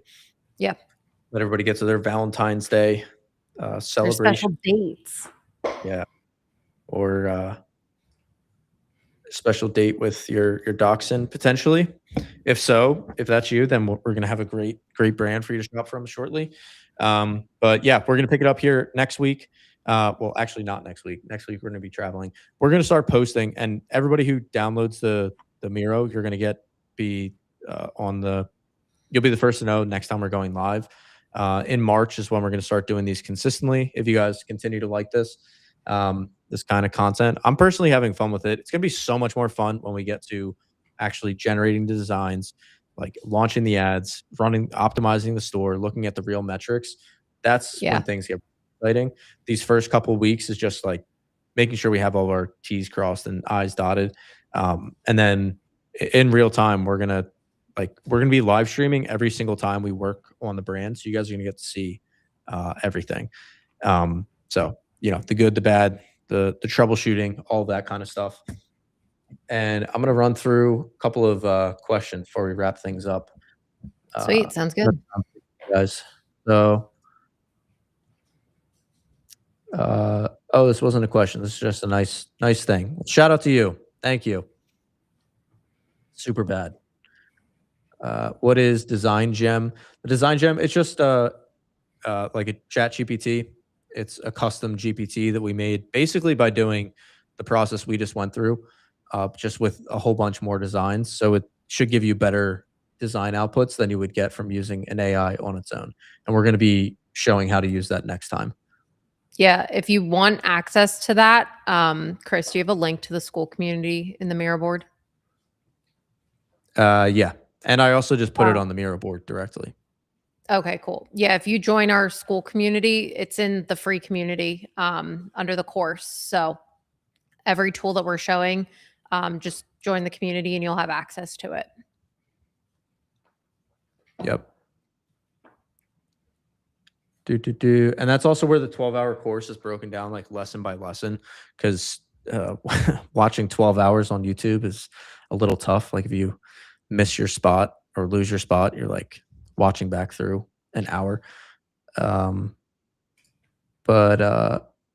here's another one. Hey, Meg, I'm enjoying your videos. Have you considered a nurse/medical professional niche? Ooh, it's a great question. I have not, just because I am busy with all the print on demand stuff. Well, what do you think about the niche in general? I mean, honestly, like I love the niche. I think I could definitely share a lot of stories from being a nurse. But so like if the person who's asking is a nurse, hypothetically, I'm sure they're just asking for a friend. Would you recommend it as a niche to go into? Like, do you think it's a large enough addressable market? You could create unique designs. Obviously, we haven't looked into it thoroughly, but what are your initial thoughts? Oh, I read this question wrong. That's why I was answering that way. I thought it was about making YouTube videos about being a nurse or a medical professional. That was my bad. No, I think if you are a nurse, I think you're able to talk to nurses on such a different level than just like the generic type of t-shirt designs that are out there. I think a lot of people went into that niche because they were like, oh, I can make like I love like my favorite nurse or my daughter's my favorite nurse, that kind of like fluff designs. They did really well for a while, but I think if you are a nurse, you can speak to nurses on such a different level and completely stand out in the market. There was a brand, I'm blanking on the name, but this guy he was a nurse, ran an Instagram page. It's called Real Life RN. And he made a few t-shirt designs and I was like, these are perfect. And he would do drops and he was super successful with it. So I definitely think if you are a nurse, definitely go for it because you're going to be able to speak to that niche on a completely different level than most of the designs that are out there. Yeah. And overall, it would be a good niche to go into. I think there's plenty of nurses. And also you have to consider with a niche that it's not just the person who's in the niche that you would be potentially selling to. It's all those people who are around them. So all their friends, family members, coworkers, that sort of thing. Well, I guess their coworkers technically would be nurses as well, but they have other coworkers. That's the total addressable market. It's not just, I think sometimes we think like, is the dentist niche big enough? It's like, you're not just selling to them. It's all the people around them. And to Meg's point, what you'd be able to do with that is just like we did with Dachshunds. Like we started off with like broad strokes, what's selling in the market, but we're trying to quickly narrow down to like, what's the inside joke? What's the personality quirk speaking about dogs specifically, that Yeah. when a dachshund owner sees that design, they go, oh, that is so me. Because I don't know how relevant, I'm sure that's important on the Etsy side. For us, it's like the secret hack, like coming up with those kind of sayings that nobody else in the market is really thinking about. And it doesn't mean that you have to, we just got a dachshund 4 or 5 months ago. It's really just that we have enough knowledge about the niche that, we're able to speak to, the common jokes. So whatever market that is for you, that you're able to speak to like a deeper level, basically come up with designs that it takes somebody who's not in the niche. Somebody who's not in the niche won't get it entirely. Somebody who is Yeah. in the niche, it'll take them 1 to 2 seconds to fully understand it.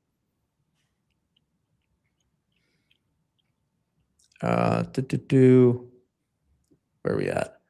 That's awesome though, fellow nurse. Can you share the prompts you used today as well? They aren't in the 12-hour course. Oh yeah, these were me word vomiting. That's honestly how I prompt more often than not. Is I use a software called Whisperflow, and I just describe what it is that I'm trying, whatever goal I'm trying to accomplish. Because there's all this talk about prompt engineering. AI already knows how to engineer prompts for itself extremely well. Where most people get bad outputs from is because they just try to type right into the AI and just say, give me this, and it'll do it, but it won't be utilizing its full capacity. Opposed to if you tell a different AI, which this is just talking about 2 chat GPTs, you just tell ChatGPT 1, here's the goal I'm trying to accomplish. Can you write a prompt that will be able to do that? And then you can just describe it in our, truly human form, however many words, grammar doesn't matter. It's like no rules, just describe the essence and then take that prompt and use that for the AI. When you do that, like you don't need to know anything hardly about prompting. You just need to understand what is the goal that I'm trying to accomplish here. Then just tell an AI that first. Yeah. And next question, when you were testing various designs by creating ads for them, do you also create a separate landing page with a new collection that has a design at the top of the page? Good question. No, we drive the traffic to the collection page. There is a way that you're able to set up a custom script so it will reorder the collection that I know people have set up before. Somebody actually just shared a great post about that in the accelerator a couple weeks ago. We have not tried that. All of our ads go to like we have one big collection. It's going to be all products, and you guys are going to see all this in the live stream. But it's going to be, dachshundshop.com/collections/all products. That's where all the traffic goes to. Which then begs the question of, well, if we have 100 products, what if they don't find them? It's way, people think like people are going to get, or customers are going to get concerned or not be able to find it. We set it to sort automatically. And then on the product page, we have recommended products. So long story short, you're going to see all of this. Whatever product somebody is coming to your site looking for, we have an easy way for them to find it without having to set up completely custom landing pages. Then next up, regarding my question for catalog tests, what do we need? Why do we need the same design on the same color listed 6 times? Visually, is there no difference between size S and size XL? Yeah, that's a good question. So this is talking about when we actually start running ads. It's going to be a couple live streams from now. We use a catalog ad that it's like one ad, and it runs through all of the products that we have on our site. And this person's asking, why don't we just remove all the sizes so we have fewer variants? Which is a good question. It's like logically makes sense. You don't have to worry about it because the AI that's powering like Meta's catalog ad, it's smart enough that it will find the winning designs. It will not waste all of its budget going through like every single size, and you'll be able to see that in the analysis that we do. Like when we show the breakdown of like here's where it was spending, you'll be able to see that it wasn't overspending on like different sizes. Last couple questions. Regarding my question, oh, we just did this one. Love seeing your process. Awesome. Thanks for being here. I'm currently trying to build my store and my brand. Awesome. Nice. Congrats, Jay. And Swearwork say, oh, they were a nurse. And Swearwork says, I'm in the paid WeScale school community and love it. Free school group is great too. Yeah. So we have, for anybody who doesn't know, we have the free community that has like all of the resources and courses and stuff completely free. You can go through it at your own pace. And then if anybody wants extra support, coaching, feedback, that sort of thing, and being around a community of people that are like really building brands, that's where we have the accelerator. But if anybody's not ready for that, the free community has literally every lesson and training that you can need. Yep. I'm asking because I know you are a nurse. Yes, she is. All right. And there are the last of the questions. Well, thank you guys very much for joining. Happy Valentine's Day. And like I said, these live streams are just us figuring it out as we go. We're going to be showing it completely raw, like whatever happens, happens.